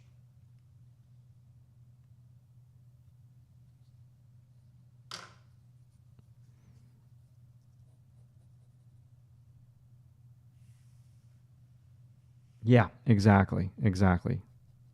So this photo is almost what one would call the no tan, where it's a little bit more graphic-y. And again, everything needs context. When you're learning how to draw a likeness, this is easier for you.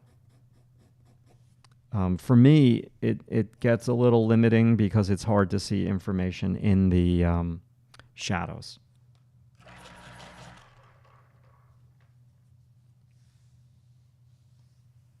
Okay. I think I need to switch pencils.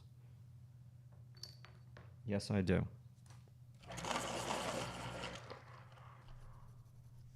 Okie dokie. So I'm going to work on the eye a little bit.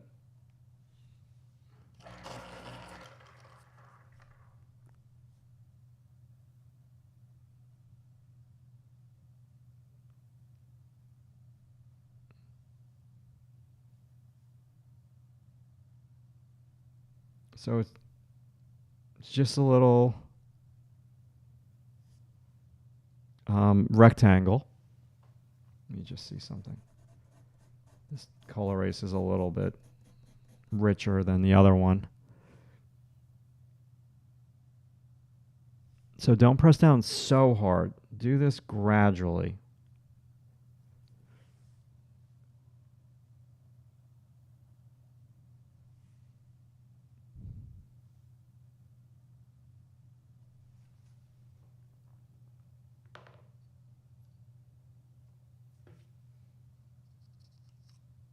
Time out, time out. Just want to switch pencils again.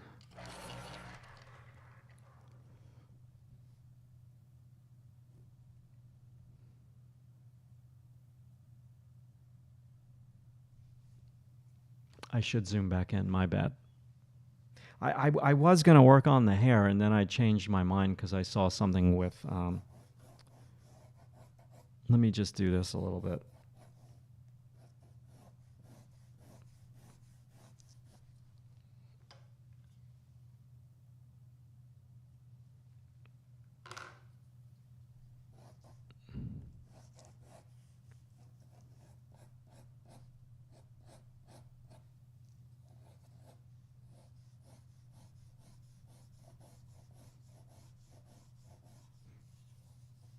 See, I'm doing long strokes.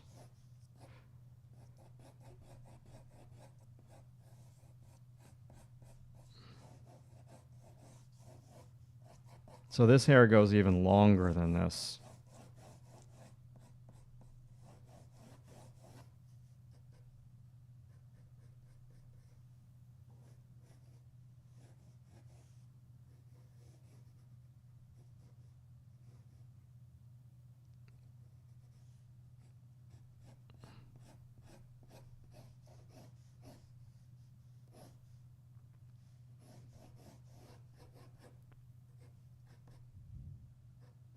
I'll eventually erase out some of the negative space there.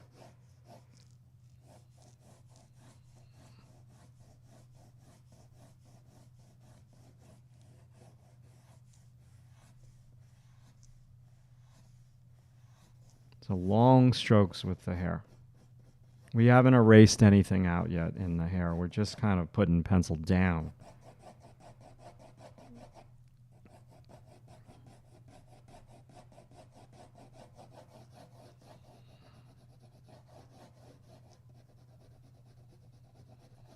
Hopefully this paper holds up. We'll find out today.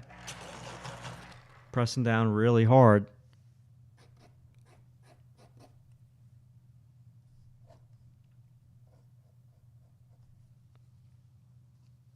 One second.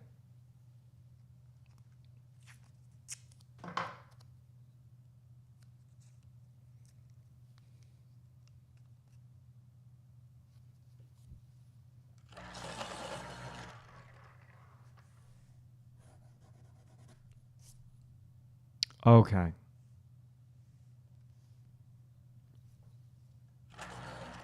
All right, I'm going to zoom back in. Let's see.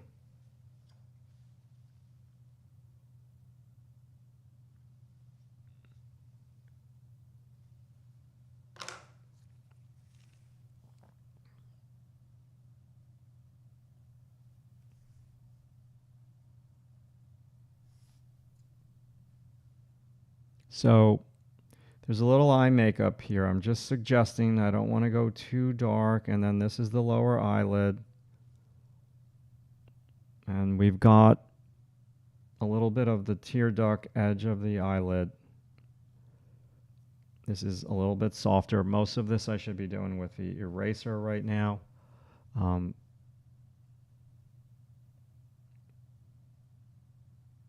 Look at the shape of the white of the eye.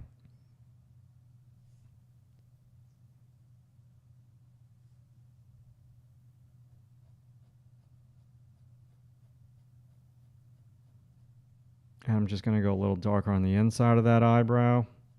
I really need to do more work with the eraser. Totally. So let me try to do that right now.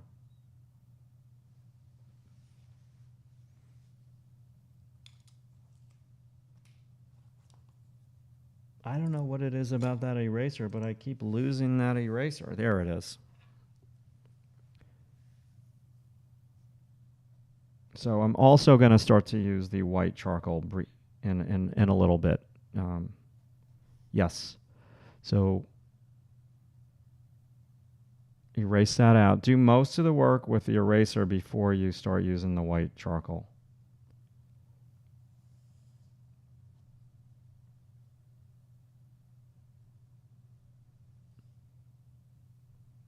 I appreciate you all watching. We've got 39 people watching right now. Thank you so much.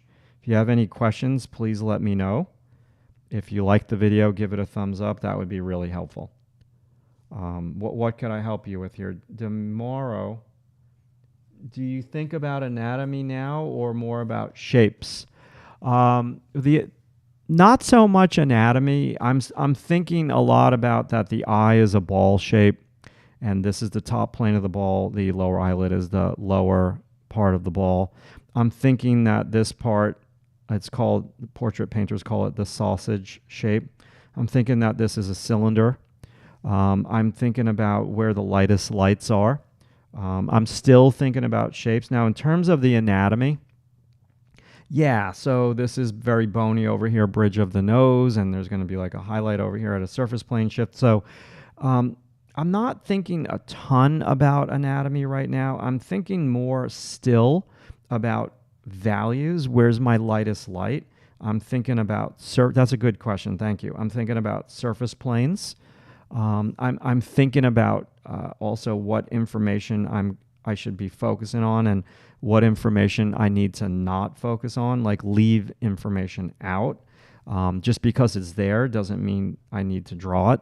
That's very, very an important thing as well, because sometimes you can overwork the drawing and put too much information in. I think, so not like, okay, not so much in the ways of anatomy.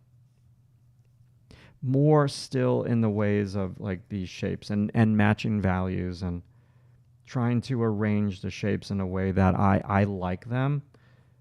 And for me, I definitely want to try to get the likeness, but today is a fight, and some days it's easy. Like the dog portrait that I told you about, I just last Thursday afternoon, I just sat down. It was mid-afternoon, and I'm like, all right, let's do this. And I just started drawing it, and I got the likeness pretty quickly.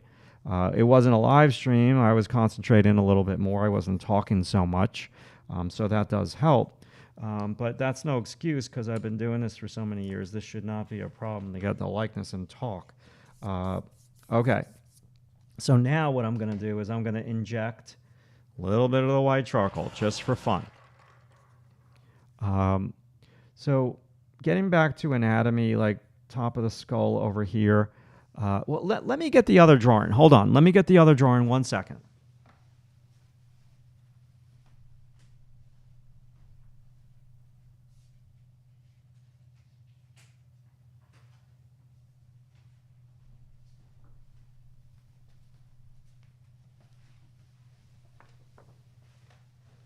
So this was a sketch I did years ago of the same model, same pose, and I was just mucking around, and I was trying to make it like a mixed media piece. It's a little bit fresher.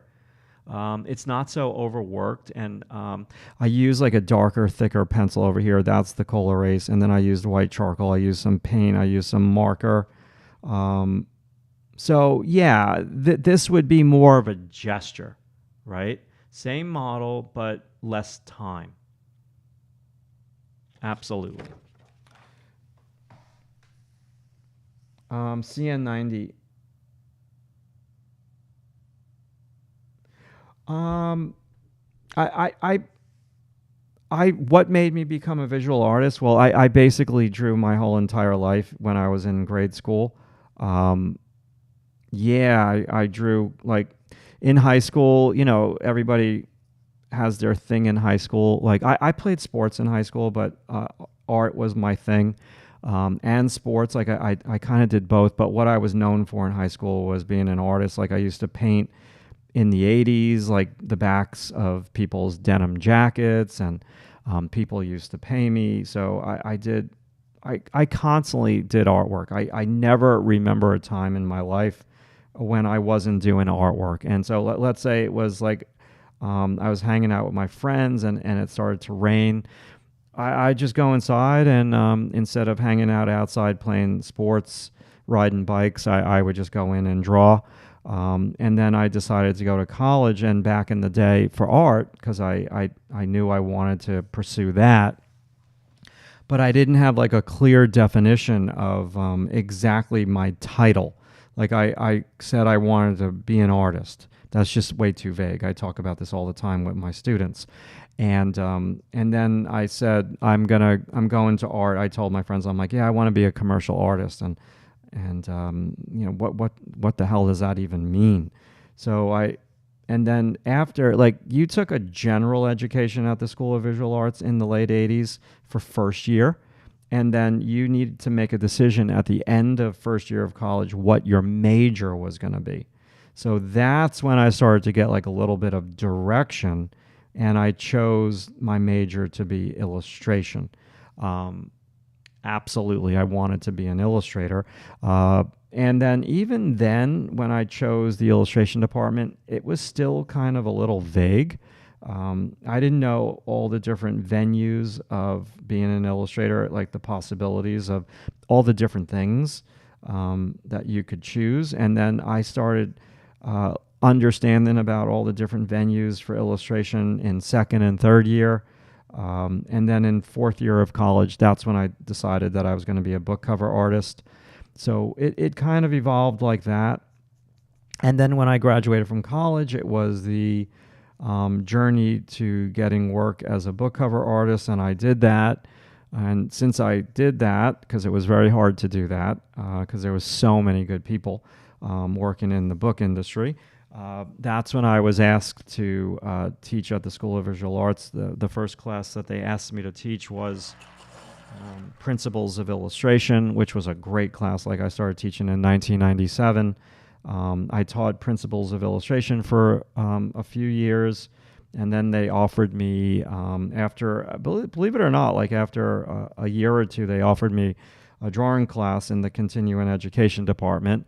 So I took that, and then the illustration department got a new chairman, and I guess he didn't like me, Mr. Tom Woodruff, and I was too plain Jane vanilla for Tom.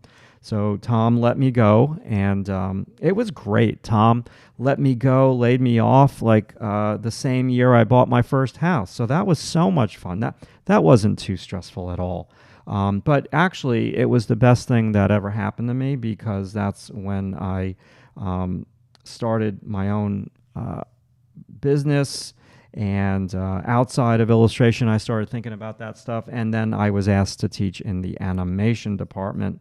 So, yeah, it's funny how life works out. What you think is going to be the worst thing to happen to you, getting let go because, you know, there's too many people who have the same style, or the chair doesn't necessarily have a connection with you. And then you get hired by somebody else, and that's how things work out. Hope that, so to answer your question in a short, succinct way, I suck at math. So drawing is what I do. And yes, absolutely. And I'm still, you know, doing it to this day. I love teaching in the animation program at the School of Visual Arts. I've got 3 classes there that I'm very fortunate to teach. I have foundation drawing for 18-year-olds. I have advanced life drawing for 4th-year students. And I have a backgrounds perspective class for 2nd-year students. So I love every minute of it, and I cannot wait to go back and teach and see all the students, and I love it. It's awesome. I'm very fortunate to teach there. Absolutely. So I don't know about this portrait, people. I think I need to do some erasing in the hair. The hair is very heavy. Yeah.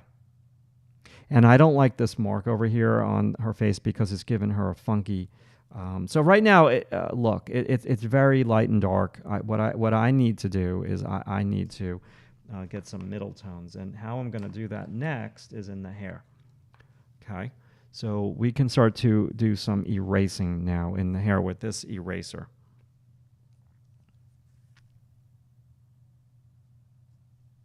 But yeah, I mean, I've been doing this for years, and I started illustrating books. Well, when I graduated in 1990 from the School of Visual Arts, I did not have a portfolio. I had a bunch of paintings that were homework assignments.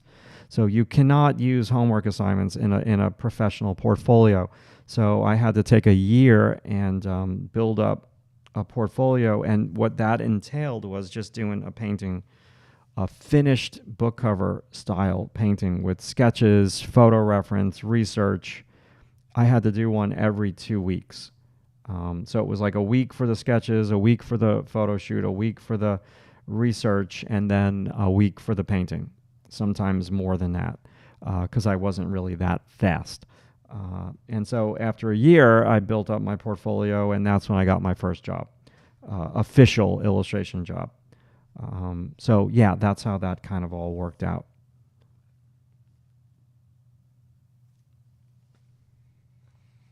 So that's the other thing that I absolutely love teaching to the fourth year students when they're about to graduate is career stuff.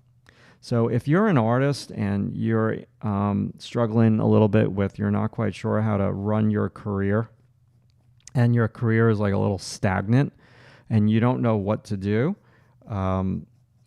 you could literally sign up for the one-time coaching, and the coaching could be not about art. It could be about your portfolio and your career and how to actually get work. That's a whole nother kit and caboodle. John, are there any background design resources or classes accessible for online students? Yeah, there's tons of artists out there who do visual development work. There's a lot of illustrators who focus more on background stuff. I don't have anything specific right now in terms of like teachers. One of my students was going to sign up for, there's a great artist named Ari Pan. So I think it's Aripan, and they had a digital painting course. And some of it focused on background design. So I thought that, like, the background design that I teach is in my perspectives class. Like, it's how to get people to look somewhere in your image first, second, and third, composition, edges, all these different things that I'm not really talking about too much now.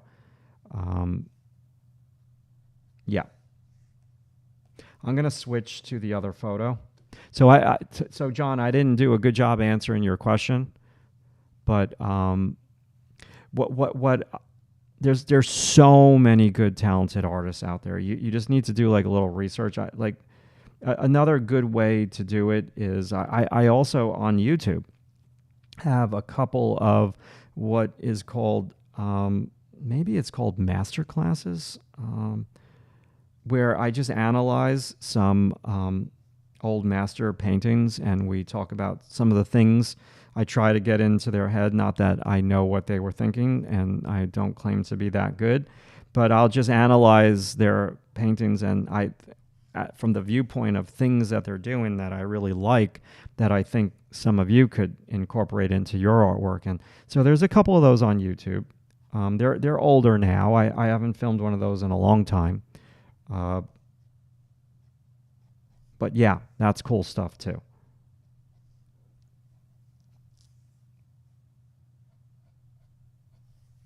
Let me just shape this eraser. It's getting a little dull.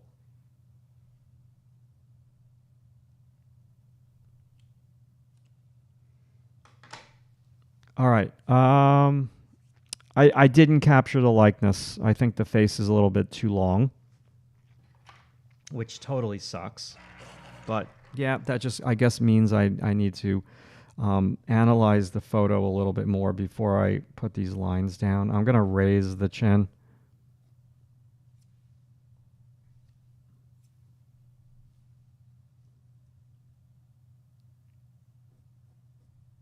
Yes, raise the chin, Matt. Raise the chin.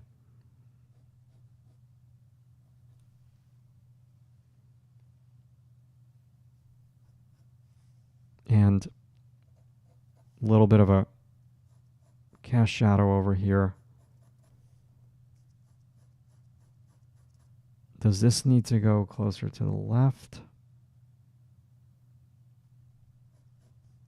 Maybe.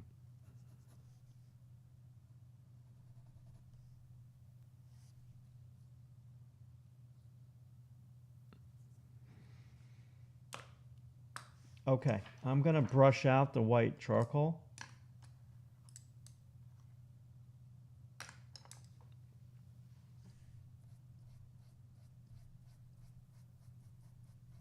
So we're going to just do this in layers.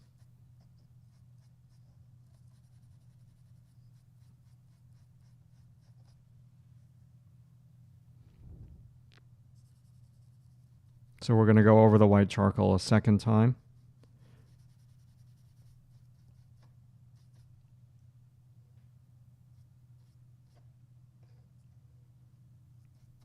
This is just an easy way to paint. You don't need to clean the paintbrushes, so to speak.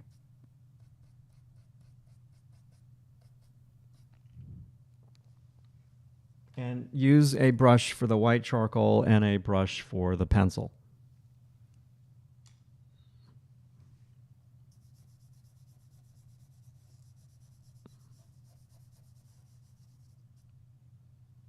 Okay.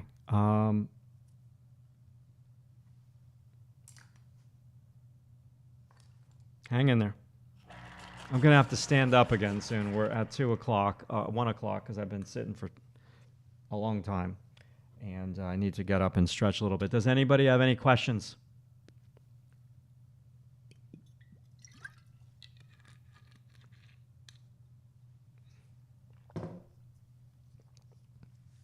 Sorry for the sound effects with the water.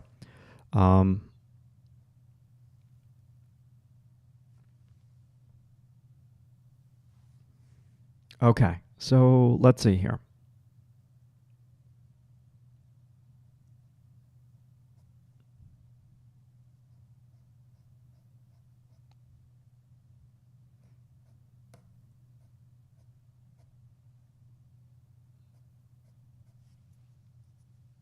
Let's put a little bit more light on the forehead. The forehead is usually the lightest part of the head.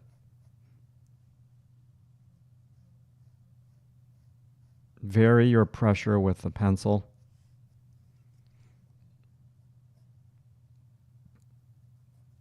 So it's brightest over here at the top of the forehead because the top of the forehead over here is kind of making like a ball shape, and that's the highlight on the ball. So now I'm going to go back and resharpen the pencil. This is the brow bone, so now I'm thinking a little bit of anatomy. And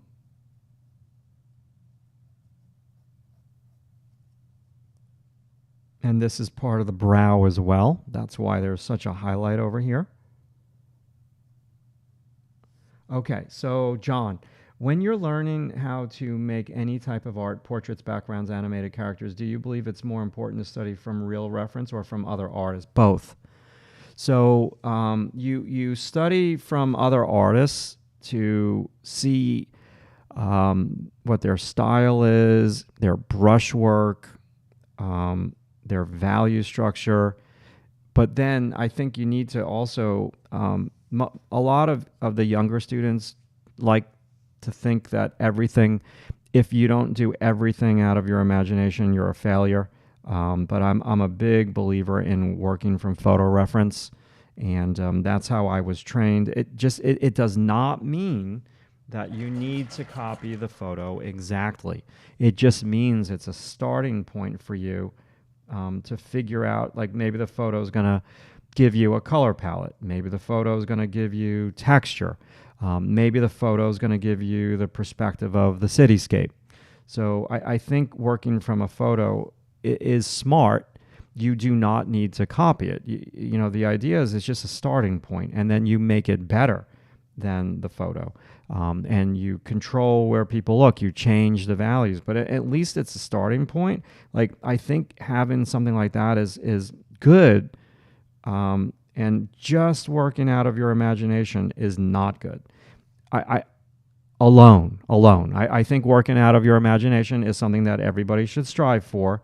But when you're doing what you're talking about, John, learning how to do backgrounds, I think you've got to have your role model artists that are doing what you want to do, and kind of studying their art, like use their art as like a little study guide. I don't like to use the word cheat sheet, but I think you understand what I'm talking about. When I would do a painting, I would have my favorite artists in books all over the floor. So I would work on my painting, and then I would stop and I would look down at the art book, and I'm like, wait, how did they do that? What brushstrokes are they using for the wood floor? And no doubt, like I would do that all day long. So reference is a must, and studying from other artists is a must. So sometimes, like when I do the coaching with people, like there was somebody who signed up for the coaching, and it was about portraits, and I'm like, listen, you need to copy this portrait. You need to copy this artist and do a study of a part of their artwork. So when you do that, you will see what is missing in your artwork, like their line. You're not using that type of line, like you have no line, and your drawing needs some line. So like, yeah, sometimes just copying part of another artist's artwork is just so important. Now, that's not cheating. It's not plagiarism. It's called doing like a study. And doing a study is really awesome.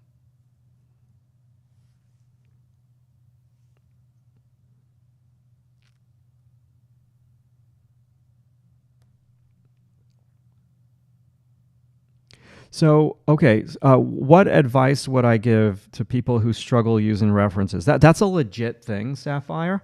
That is so legit. So there are students in my class who, let's talk about the three disciplines of drawing. The three disciplines of drawing are drawing from life, drawing from your mind, your imagination, and drawing from photos. So most of you have been drawing one way your entire life. Most of the students that I'll get in September 3rd in my foundation drawing class, they're animation students. They draw cartoon stuff, and they've been drawing their animated character out of their imagination for most of their life. And then when we start drawing from the model, aka life drawing, they can't do it. Like it's so foreign to them because they've been drawing from their imagination only. And then I'll give them some figures to copy in photo reference in their homework, and my God, like they struggle so much with drawing from photos. So I think if you're going to be smart with your learning, you're going to draw from photos, you're going to draw from life, and you're going to draw from your imagination. Now, the percentages that you do that is up to you. So maybe drawing out of your imagination will be 60% of your drawing time.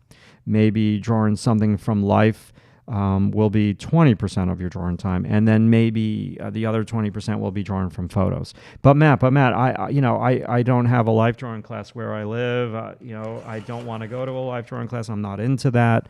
It doesn't matter. Do you have a family member? Do they watch TV? Draw them watching TV. Do you have a pet? Does the pet take a nap? Draw the pet taking a nap. That's life drawing. Go to the park if you have a park where you live, or a coffee shop, and discreetly sketch people. That's life drawing. You could do that. So yeah, there's no excuse not to do all three disciplines, and that's how you get better fast. Let me just look at another question here. I'm not liking the way this portrait's coming out. Damn it. The angle of, okay, Dave, Maybe you just helped me. I'm going to look at that. Dave, I need you to say yes or no. Are you talking about this area? Cheek. Down more. Thank you, Dave. I'm looking. Yes.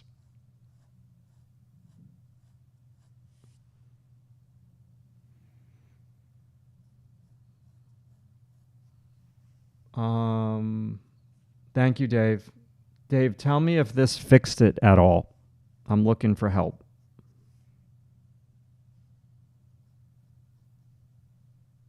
And this is the masseter muscle here. A little bit more on the side, actually, not there.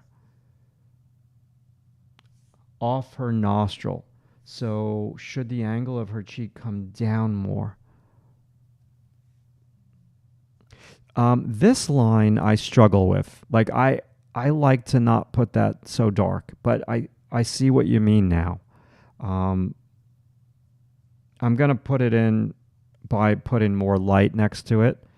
I don't want to draw a dark line there. Now, since I did book covers and painted young kids, young adults, young reader books, I would omit this line on the book covers. I would make it not contrasty because that line, it doesn't always look pretty. Okay, Dave, measure the corner of her mouth to the bottom of the cheek crease. Here to here. Down more. Okay.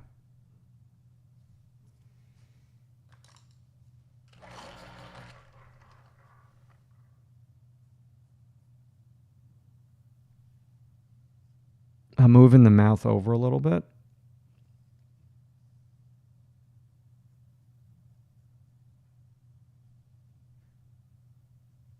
And inside of the mouth.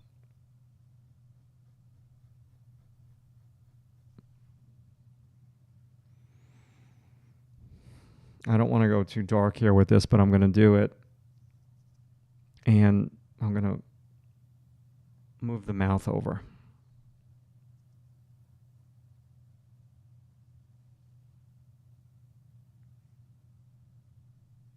Thank you, Dave.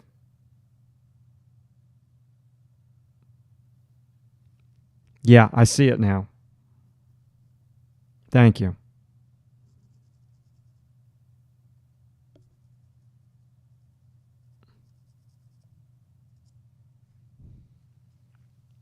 At least I hope I see it.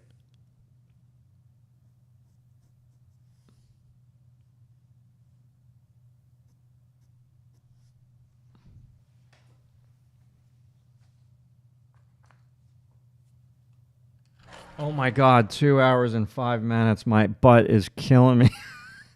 I think I'm going to have to go to the bathroom again soon. I'm just a big water drinker.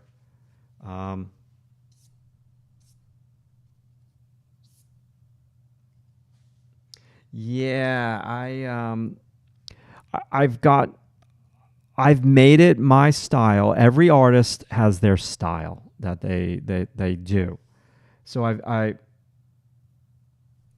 how about the upper eye line going down a bit?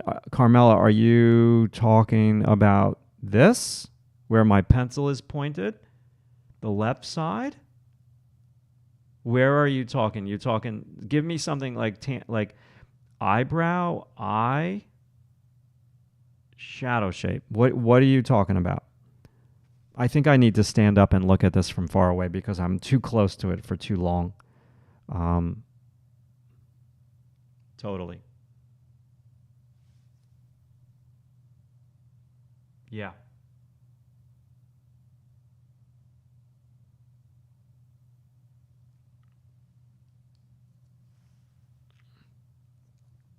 Eye. Okay. Okay. Thank you, Carmela.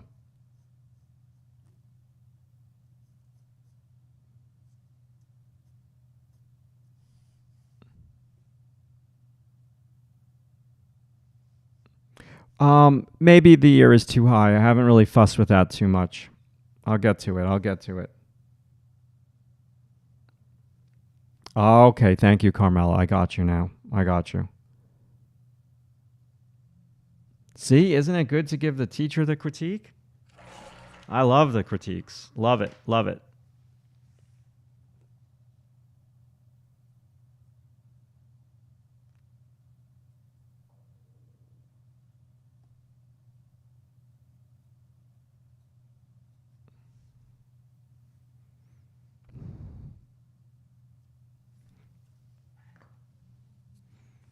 Okay, let me keep working here, people. Just bear with me. Thank you so much for the suggestions.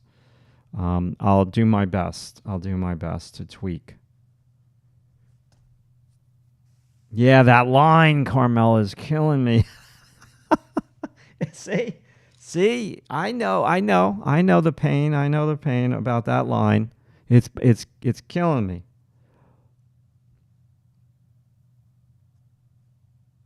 So now I'm going into a place where now it's just a matter of going slow and looking, and the big question becomes, how far do I want to take this drawing? So far I've been working on this drawing now for about 2 hours. And so this type of drawing, I can work on it for a while, right? The question is how long do I want to work on it?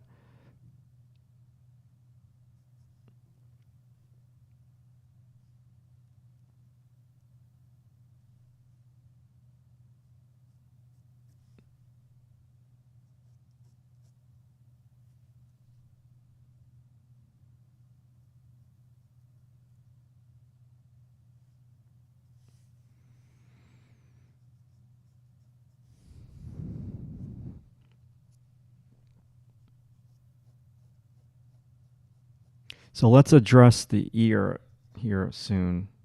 Um,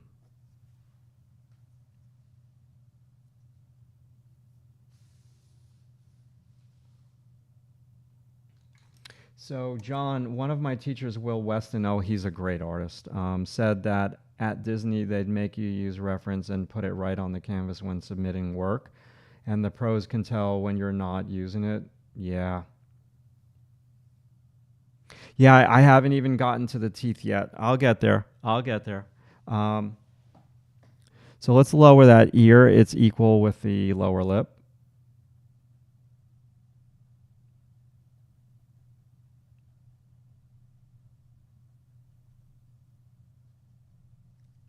Yeah, so basically, a lot of the things that Will Weston does, he's a great teacher. You know, I look at his drawings. I don't see them often because I don't really go on my Instagram account as much as I should. I'm a little bit more of like a YouTube person, but I see him on Instagram, and I'm teaching the same stuff he's teaching in my life drawing class. I'm drawing on my iPad. I'm drawing digitally. I'm drawing on newsprint paper. So we're very, very similar in that regards. And then the stuff that he's doing, visual development stuff for animation backgrounds, like I'm doing a lot of that stuff when I do perspective demos for the students in class. Like when we do a 2-point perspective demonstration week 2, like I'll draw like a little log cabin type house, and I'm putting in all those types of like little details in the short demo, and I love that stuff. That stuff is so cool.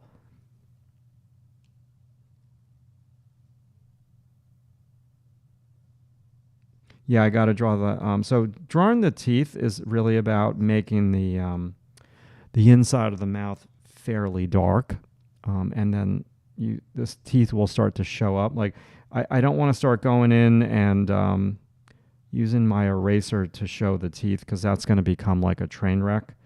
This is a case in point where sometimes it's actually better to show less information and just kind of suggest. And only you will figure out how to do that over time by making mistakes. So there have been times where I would put too much information in a portrait, and you destroy it. Like, so one of the most important skills you can have as an artist is knowing what not to draw.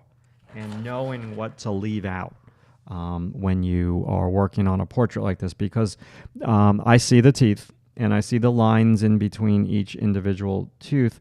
Since this drawing is a pretty small drawing, there's not a chance that I'm going to start to get into the details of the teeth. That's just going to become like a total and utter train wreck.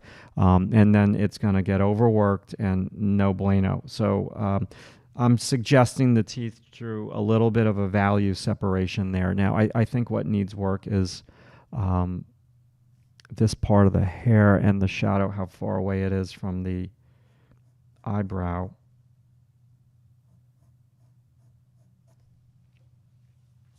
I'm smearing all my tones digitally, looking muddy. So just always, Dave, repeat this sentence to yourself. It helps. I'm going to keep my lights light, and I'm going to keep my shadows shadowy. I'm going to keep my lights light, and I'm going to keep my shadows shadowy. Notice I didn't say dark. I just said shadowy. Now, you can also say to yourself, I'm going to use solid shapes.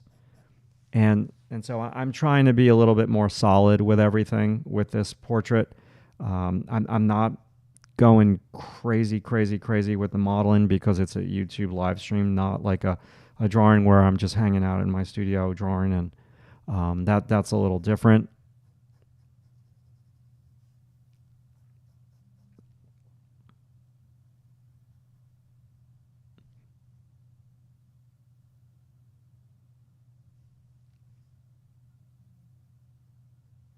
Let me get back to this nostril.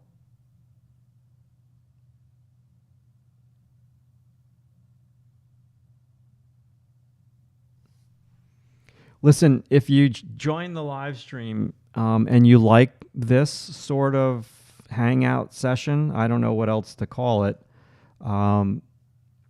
give the video a thumbs up. That'd be pretty cool. If you've just discovered me here on YouTube today by accident, maybe you want to check out the channel and maybe subscribe to the channel, and click on that notification thing, because I'm going live once a week, and my specialty is really figure drawing and portraits here on YouTube. On my Zoom class, we do some landscapes as well.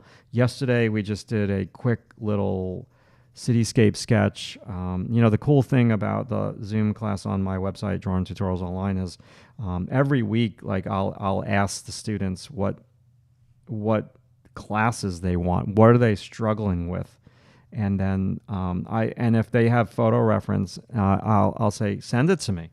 I'll draw it for you next week in class. We can work on it together.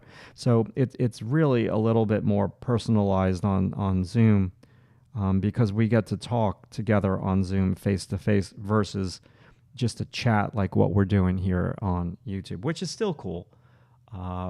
Yeah. I don't know how I'm liking this one.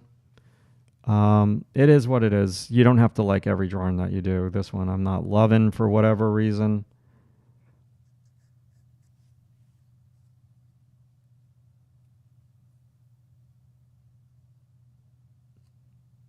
To me, yeah, I gotta look at it from far away. So right now, these are this is for CN90. These are the drawings that I work on. I have other drawings where I've spent 5-6 hours on. So far, this is like a 2-hour drawing. And so those drawings are just more, they're a little bigger. I can get more information in there. I'm not talking on a live stream. I'm concentrating a little bit more. If it's a figure drawing, I'm able to just slow down a little bit and get more information with all the muscles and the bones, which is really like my favorite. So this is just a shorter, more condensed version of the longer drawings that I like to do. But once the college semester starts, which is going to be September 3rd, Wednesday, September 3rd is my first day of class. that's when things change dramatically. So I'm either going to do the live streams starting in September on Monday or on a Tuesday. I might switch my Zoom class to Monday. I don't know. I need to like kind of talk to the members of DTO and see if that's cool with them.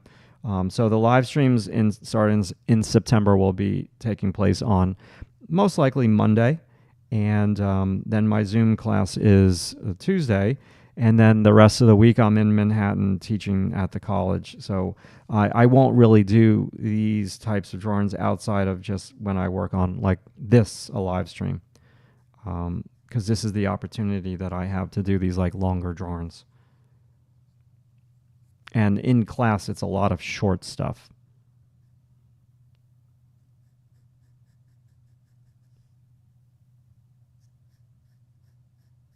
Yeah, I got to get up here in a second. Let me just a couple more lines down.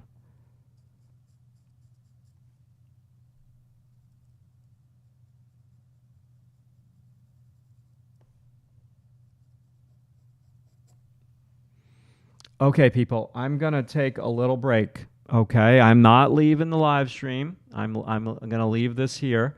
I should get like a little sign that says on break. See, for me, this line makes the model look old. I don't like this line at all, and I don't like that line either. So when I come back, I'll look at it. I might get rid of that line. For me, I like less information. All right, I'll be back in let me just do one thing here. 2-3 minutes, give me. All right, I'll be right back.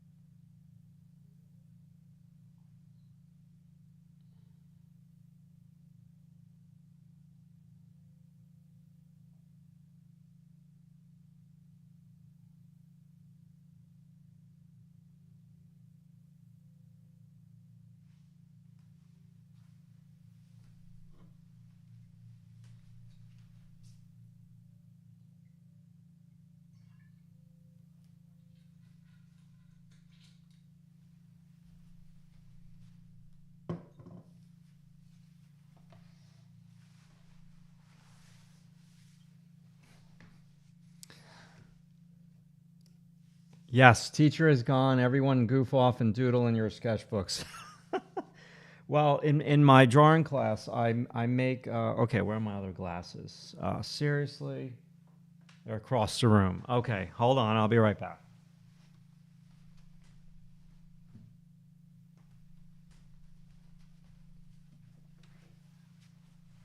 Sometimes they'll change the music in the playlist. That's what they do. Absolutely.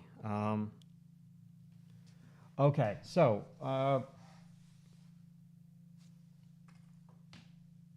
just gonna get a different brush.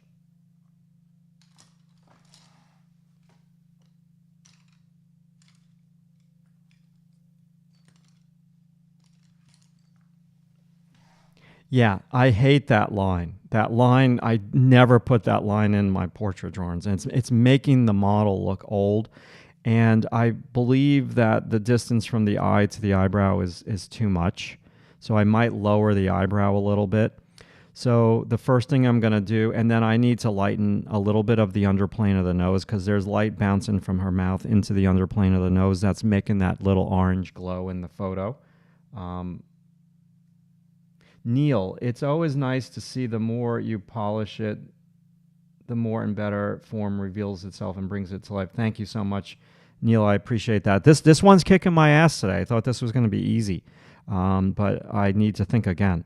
Not so much. So I'm just going to cover that line a little bit with making the white charcoal go over that line. I'm tapping. This is the same way I would paint. Now, I could still go over it again with a white charcoal. I don't want to eliminate all of these like kind of paintbrush strokes, I'm going to call them, because I like to see some of the brushwork, so to speak. But it's, this is working in layers.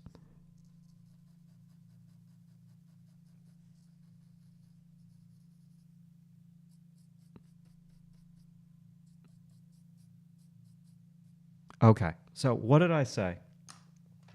It doesn't. So this is an eraser, and I like this cheap like thing that you're supposed to brush off the eraser crumbs with. I like this for tapping. Like it really is aggressive, and I used to do this when I painted with oils. So I would tap the oils like this, and I used to watch my painting teacher at the School of Visual Arts do this. It really works to kind of soften it. Now, you don't want to overdo this because that's no good either. Just taking a little bit of the edge off. Now, for me, this is where I'm going to deviate from the photo. Yeah, exactly, Neil. Thank you. But I'm not going down that road. I'm not touching it. I'm not touching it. So I'm going to omit this a little bit. So this is my style. For your style, maybe you want to put all this information in. For me, I like leaving a lot of information out on purpose. I feel that's just what I've done for many, many years with the book covers, and it's worked for me. Like some of these lines that are in this piece just create a certain facial expression. They make somebody unfortunately look a little bit older. I know I am old. And so like for me, I'll definitely err on the side of less information, in a lot of these areas. So yeah, exactly. So let's go a little lower with this eyebrow and curve it a little bit, which will soften the facial expression.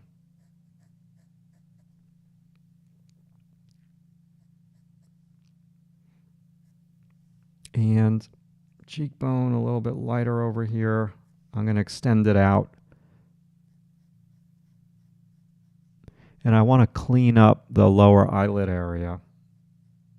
Smoother, a little bit of a smoother edge, even though there's like cast shadows from the eyelashes.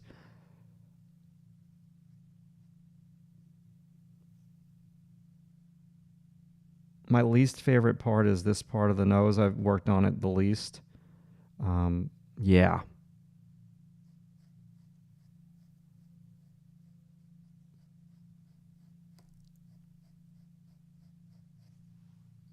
Okay, and I'm going to lighten this a touch.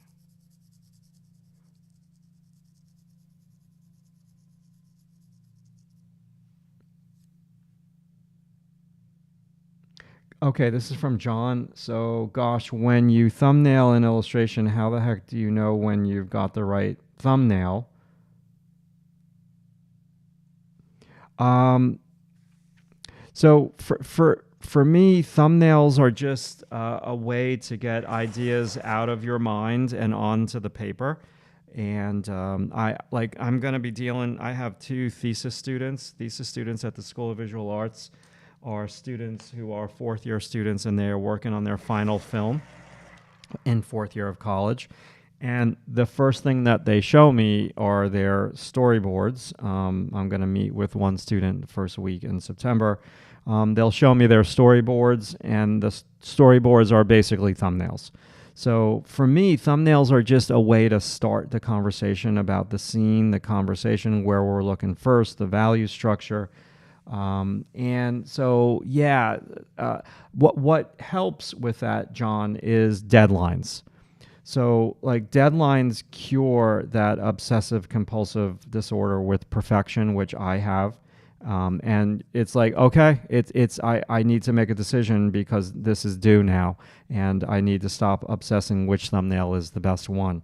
So it's usually deadlines take care of that problem.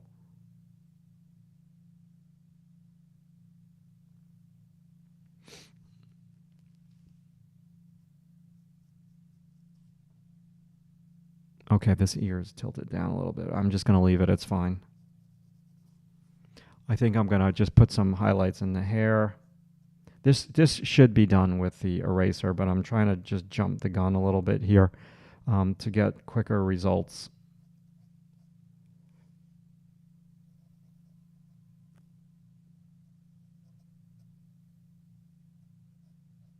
Don't go so hard with the pressure here. Just lighter pressure.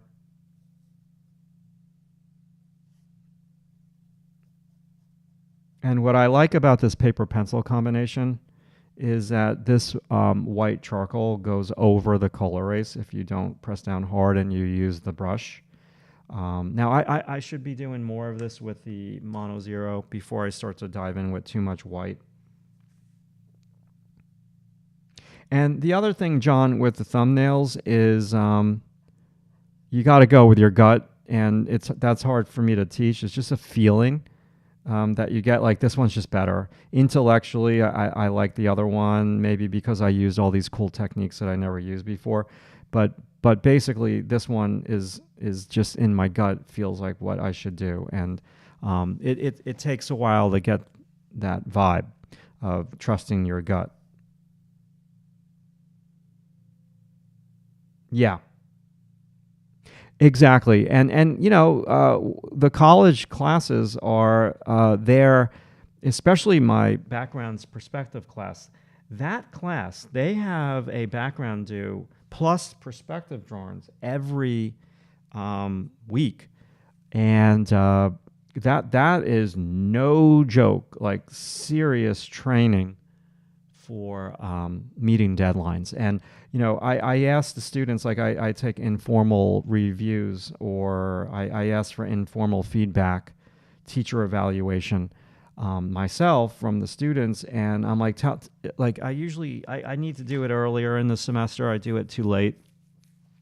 But I'll ask my students, I'm like, hey, what do you love about the class? What do you hate about the class? Make it anonymous. Write it on this scrap piece of paper. Don't tell me your name. Rip me apart. What do you hate about the class? What do you love about the class? And one of the biggest pet peeves about the class is that there is homework due every week. I don't give them 2 weeks for a background because I know what would happen. They would have the 2 weeks, and they would do it the night before the class. And so I go, listen, this class is to make you feel uncomfortable. To get you out of your comfort zone and to meet deadlines and to learn how to work like a little bit faster. And, they don't like that, but at the end, they kind of thank me, the students from my perspective class, because they're like, God, I never knew I could do this. Like, I'm working so much faster now, and I'm so much more confident. I kind of know what my style is, and I love to hear that. That's like all music to my ears. But they don't like it in the middle of the semester because meeting deadlines is painful. No doubt about it.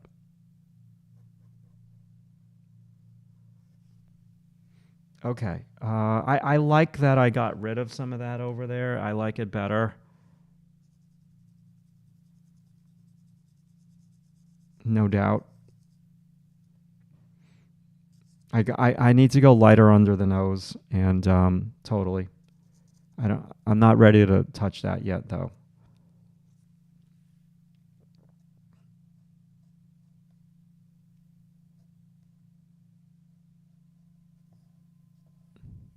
Just don't press down too hard if you're going to use the white on the black hair.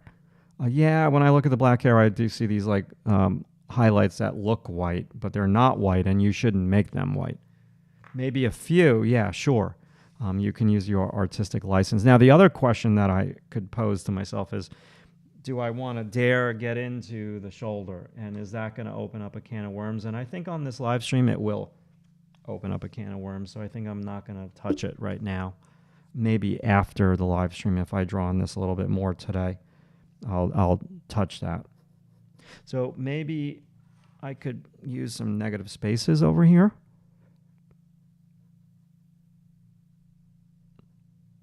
Now, listen, everybody in YouTube land. This is not the only way that I teach. This is not the only way that I draw.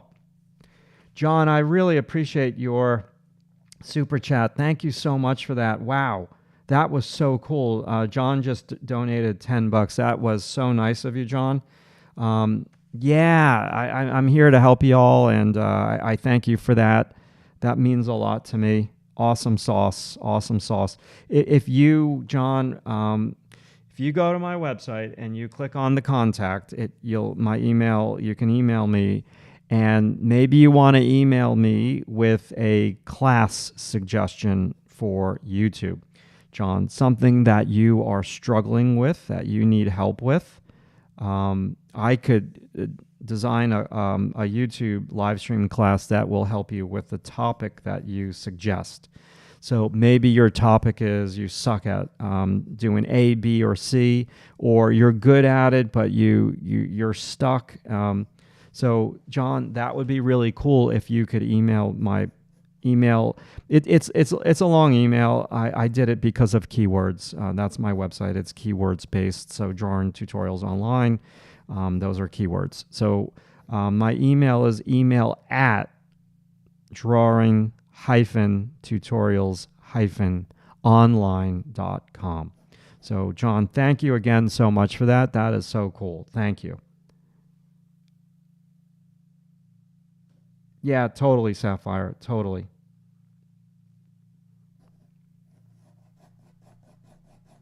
That is so funny, those eyes. um, I'm intentionally not going too crazy near the neck. Again, on a female model like this, I don't want to put a lot of information on the neck. There's some lines on the neck. I don't want to go too dark with those. That's just my style. Yeah, you got it, John. Thank you. And please don't hesitate to send me an email with a class suggestion or a question that you have that you're struggling with that might be too long to ask here, or just a class suggestion. It doesn't need to be any more complicated than that. Now, listen, when you're drawing hair, everybody, definitely have some loose strands of hair. Just make it fun. Don't copy it exactly. And just make it messy.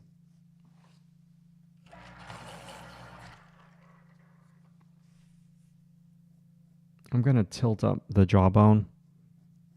Carmela, I don't know if you're still there, Carmela, but now it's probably too long, right? I don't know if you're still there watching. You're probably having lunch.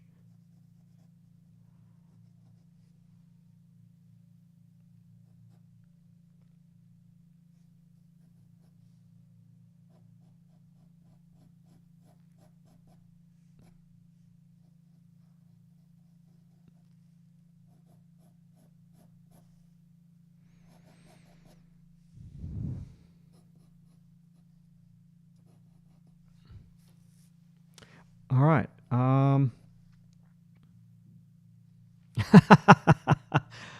Okay, thank you, Carmel. I listen. I look at your drawings, and I know that you've got hours into those drawings. I know you have hours into those drawings. So, um, yeah, and I know you like to take your time and work slow. You've told me that multiple times. Get more done. Yes. Um,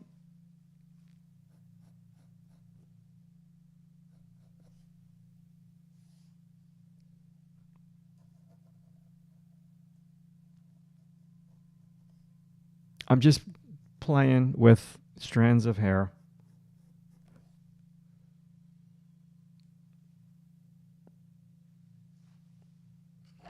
I think I got to do more work with the eraser in the hair.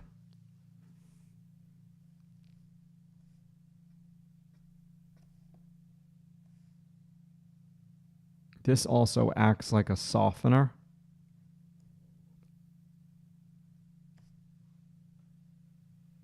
Yes, agreed. Agreed.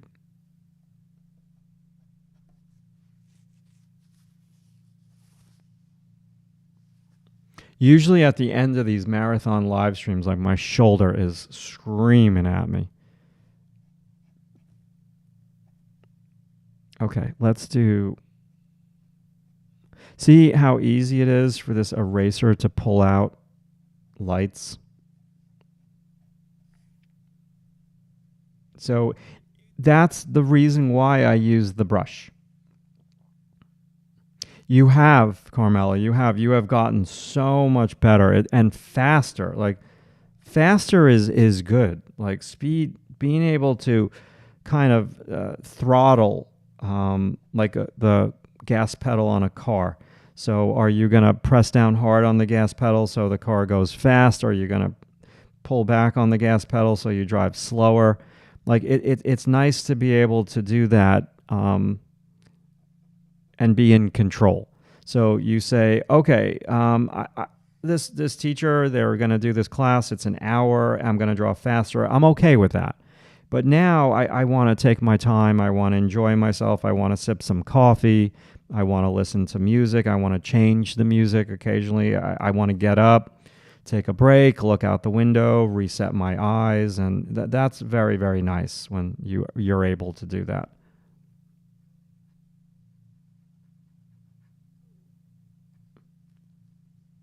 Okay, so I'm going to, couple more strands of hair.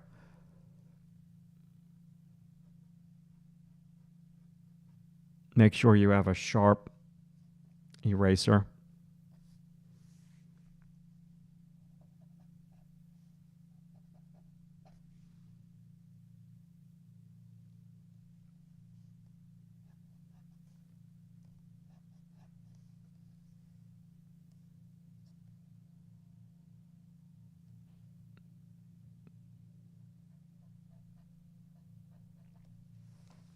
Okay, so John, I'll have to work hard and think of something to email about. I'm mainly a background environments guy. I always have issues simplifying the figure. Got you. So the easiest way to so maybe next week we can do a figure drawing class on how to simplify the complicated figure. Um, Thank you. I appreciate that.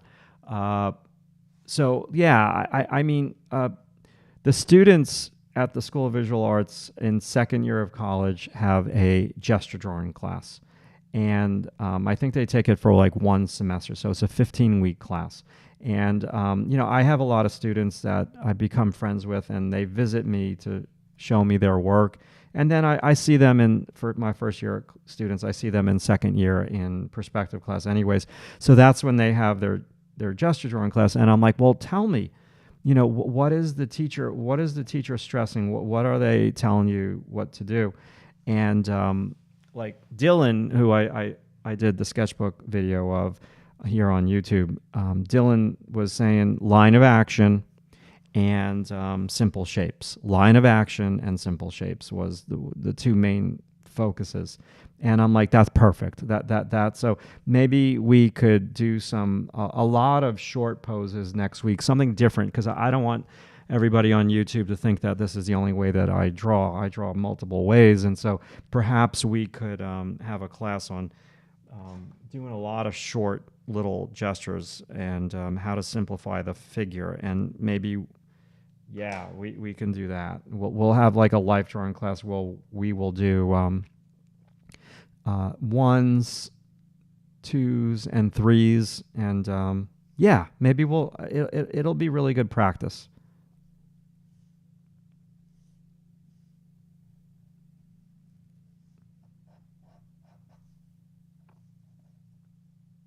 Yeah, that would be so cool. So a little bit more gestural, less about this rendering stuff. Because, after a while, if you're not into this, this could get really boring, and I totally understand that.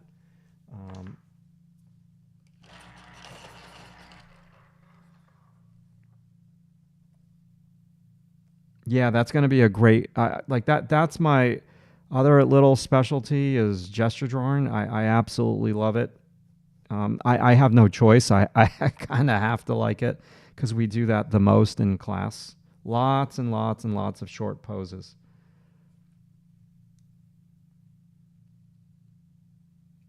Yeah, so Sapphire, I was talking about that yesterday with my class on Zoom about you all need to really figure out what you like most about what you're doing with your drawings. Like, why are you doing your drawings? Like, what is the satisfaction that you're getting out of doing your drawings? And the quicker you can figure that out, the better things become for you, because then you know where to spend your time. You're enjoying yourself. You're not doing what somebody is telling you they think you should do.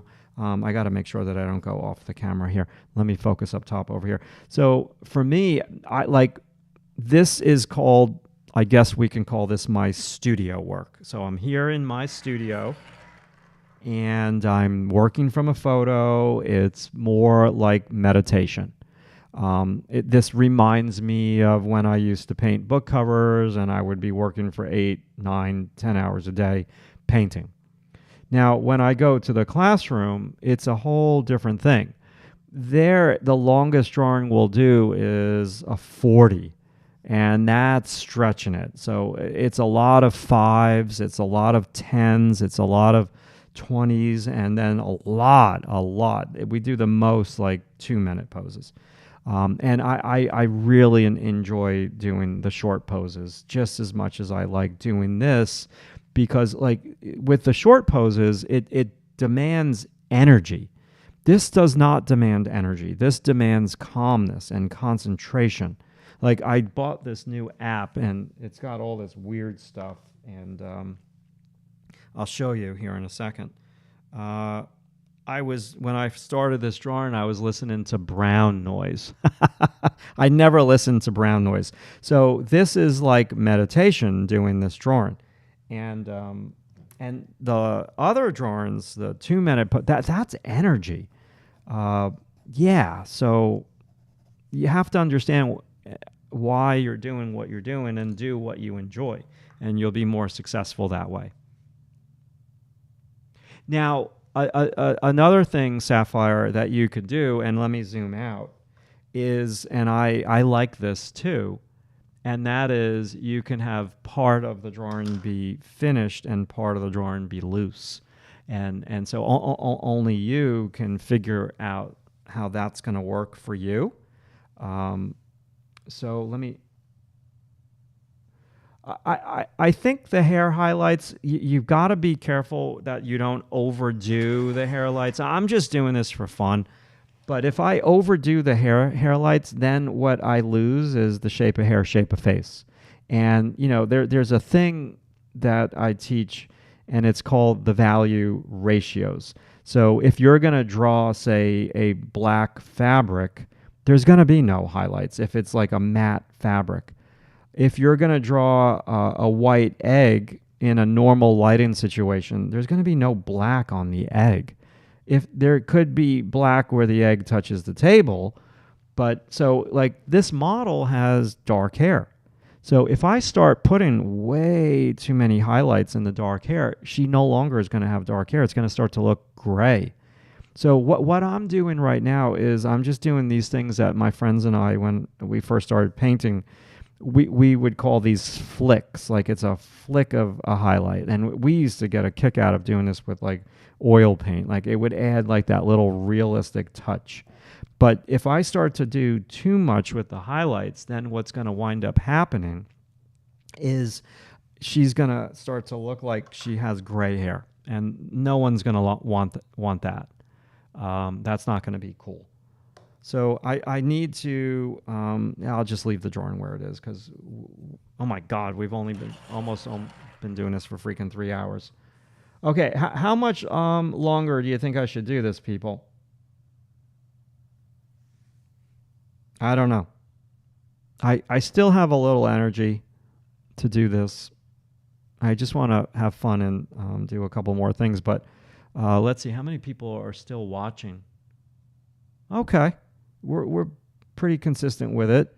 Any questions? Maybe you want to ask me a couple questions before I call this thing done. 7 more hours to go. You're absolutely right. There's a lot that I don't like, and I'll work on it after the live stream. I'll put it in the. I should put it on my Instagram, but I never even go there. I'm a computer guy. Like I have my iMac, I have my Cintiq screen, and I like to put I like my phone for watching content, not using it to post content. And you can't really post on Instagram on my computer, but on my computer I can post on YouTube, and I like that. It's so much easier. I got all my good photos on my computer. 3 more hours. Oh my God. Well, okay, 1 hour would be like lunch. Yeah, my 7 plus. Oh my God, yeah. No, wouldn't be able to walk tomorrow sitting down on this chair. I don't like how I'm doing these hair highlights. They're not around a cylinder. Like these hair highlights have to wrap around like the curls of the model's hair. Like I'm really not describing the hair in terms of the form. I'm getting a little lazy with it, and that's no good.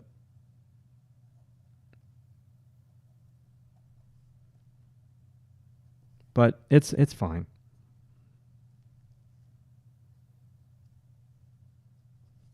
More needs to be done with the eraser than the white charcoal. Absolutely. You can put some like little flicks if you want on the far outside. These are just like little highlights.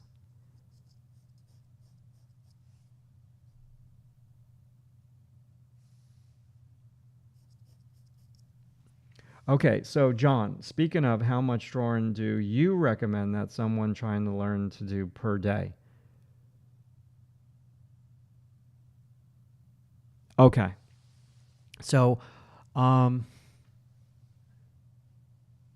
try to answer your question, John, with context. So, I'm basically a teacher. I would call myself like a full-time teacher. And so most of the drawings that I do in demonstrations. But let's say I'm I'm a teacher, but I have some hobbies outside of drawing, like that I do that I don't really share with anybody, and they require practice. And so I am teaching at the college. I'm commuting into Manhattan. I'm working on my website. I'm doing coaching critiques. I'm doing Zoom calls. And so when the hell do I find time to work on my hobby outside of doing all of that? Well, I have found a way where no matter what, and I've actually been doing it too much. I'm starting to get like a little tendonitis in my elbow, so I need to chill out a little bit. Is every day I spend 45 minutes to 1 hour on my hobby that has nothing to do with art. And so when I first started doing this, I would do it for like 10 minutes, and then I started doing it for like 20 minutes, and then a half an hour. And then I noticed like the tipping point was a half an hour plus. This is for somebody who has a full life, a full-time job, full-time college, and they're trying to learn something new. Or let's say you have a full-time job and you work at a company and you want to get better at drawing. So what I do, and I do this right after dinner. So I eat dinner, and then I go down in my little basement man cave thing, and I do my hobby, and I spend an hour practicing it. And it's worked. Like, I have gotten so much better. And then I do certain things. It's a lot of, I don't want to get into it, but 1 hour a day. And then like yesterday, I couldn't do it because my elbow was killing me. I'm starting to get a little tendonitis. So I didn't care. I went down there and I just did it for about like 10 minutes just to make sure that I touched everything. And it's a sport. And I don't want to get into the details of the sport because some things just don't match with art. And so, my recommendation is if you have a full-time gig and like, to find 30 minutes to an hour each day is so much better than just doing something on Saturday for like 6 hours. Like, I think for me, what the practicing for this other hobby has taught me that doing it every day gets me better results than doing it once a week. And that was a game changer for me. Now, in terms of what you're talking about, crazy numbers, like some schools doing 14 hours of homework assignments, yes. So I asked some of the students, I'm like, how long did this background take you? And they're like, well, I spent like 12 hours on it.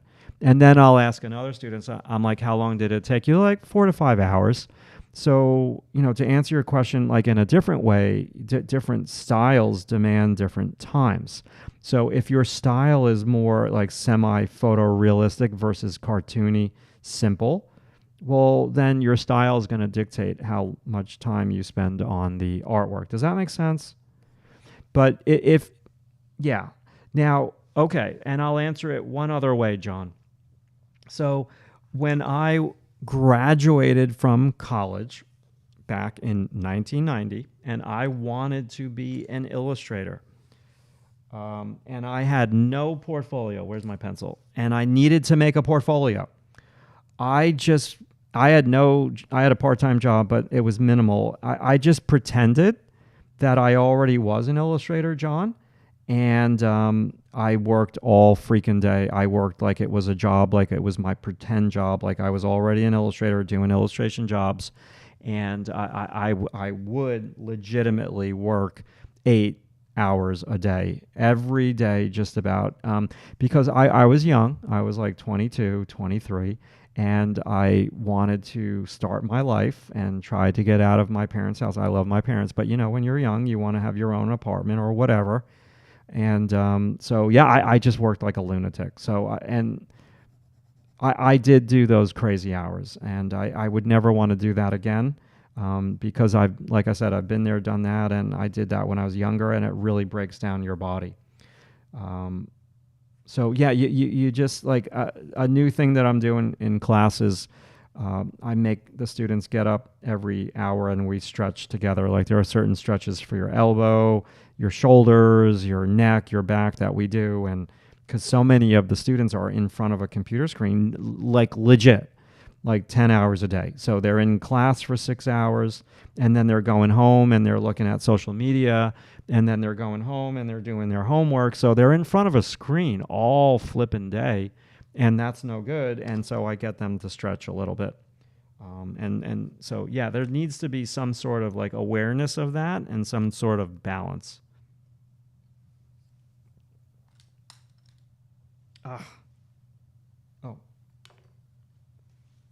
Okay, we're coming to the end here soon, people. This is 3 flipping hours.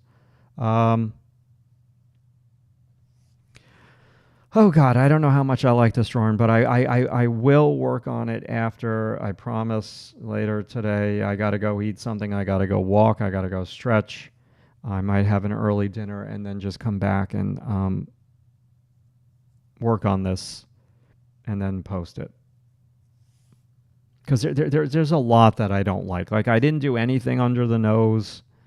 There's a lot that I could work on with this particular drawing, no doubt.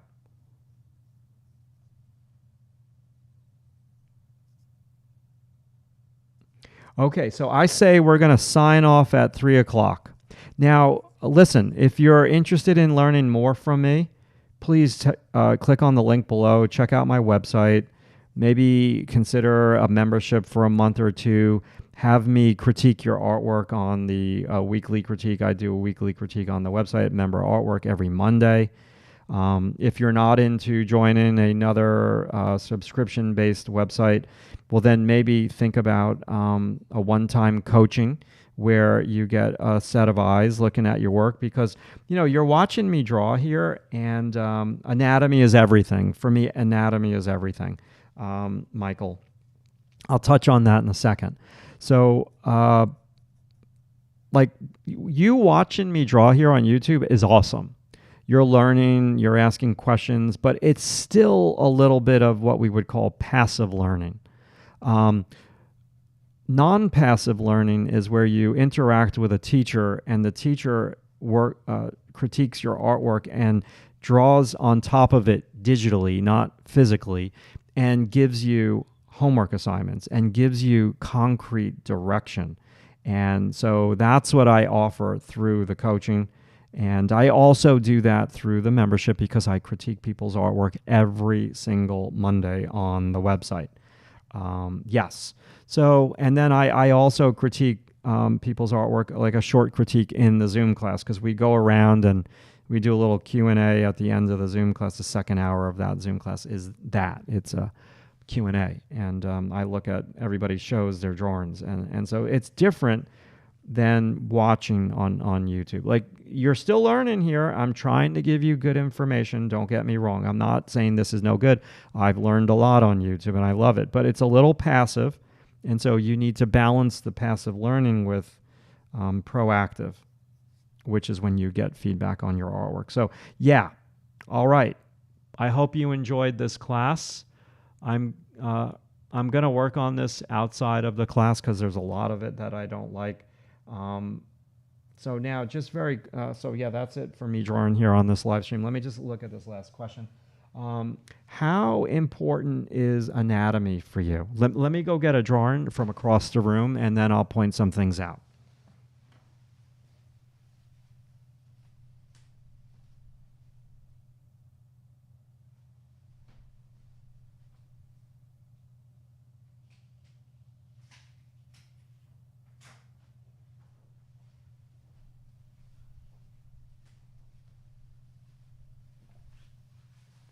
Okay, oh, this looks so much better in real life now that I just stepped away than on the screen.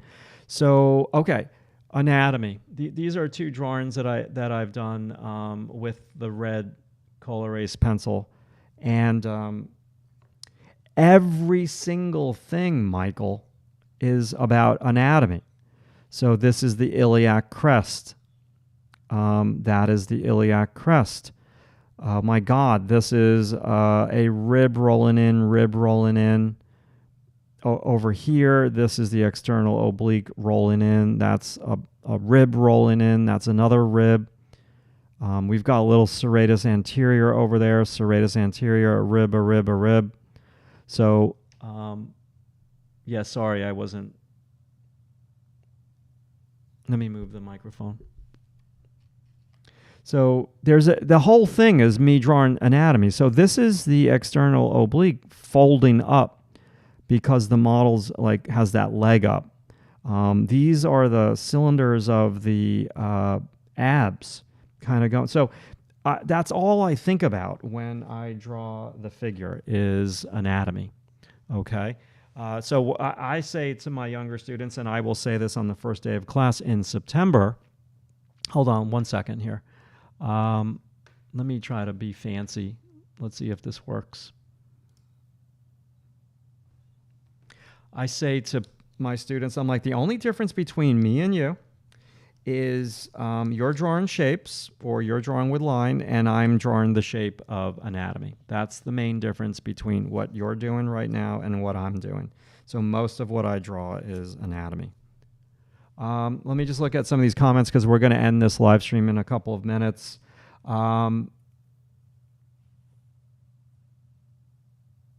It's a good flawed drawing, and sometimes you just need to be done with a drawing or you will nitpick every detail. You're absolutely correct.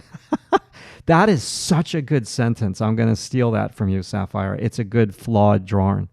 Carmela, this subscription has helped me a lot. I can see improvements in each lesson. Thank you so much, Carmela. I really appreciate you. And you've improved so much, and you've gotten so much faster. And the reason why is because you work so hard. And you're very, very talented. So you keep doing your thing. John, thank you so much for the super chat. That was so kind of you. And if, you know, let me write down on a Post-it note. Yes. John, my writing, it just looks horrendous. Oh, my God. John, quick figures. Gesture. Yes, next class. Oh, okay. One thing. I'm not. Oh, it's across the room. I might be doing jury duty next week. If I have to do jury duty next week, I will try to squeeze in. I'm just going to go there and kind of look like an axe murderer, and maybe they won't pick me. But if they do pick me, maybe I'll do the live stream at night. It's going to suck. So, Sekola Man, you need to work from good photo reference that has actual light and shadow. Don't use crappy photo reference. The fundamentals, drawing light and shadow shapes, okay? Drawing the figure from head to toe. Yes, God, the first DVD that I ever made back in 2006 was I still have the course on my website. It's called Figure Drawing a Layered Approach. And there are layers to your thinking that you have to have. Thinking of the skeleton, thinking of the shapes that make up the form, thinking of the gesture, thinking of the light and shade, thinking of the modeling. These are all separate things that you could practice. All that comes before anatomy. People get stuck in anatomy and they never get out of it and they never improve. Thank you, John. Phoenix, thank you for watching. CN90, I appreciate you. Michael Alb, thank you. And y'all great for sticking with me on this very, very long live stream. And I appreciate all of you. And thanks for the thumbs up and all that jazz. And we'll talk soon, okay? There's a little delay, so I just want to make sure that I give somebody. William, thank you. I know there's like a 3-minute delay, perhaps, or a 2-minute delay. So I'm just giving a couple more people time to say goodbye. Awesome. Oh, let me do this. We'll do this. Let me just change video and go here, and I'll hold the drawing up. It always looks a little bit different on this camera. Yeah. What you said, Sapphire, it's a good flawed drawing. I love it. Thank you, Rye. Thank you, Sekola Man. Yep, next stream, quick figures. Thank you, everybody. I'll see you next week, okay? Awesome job. Now I'm going to go eat some food and stretch. See ya.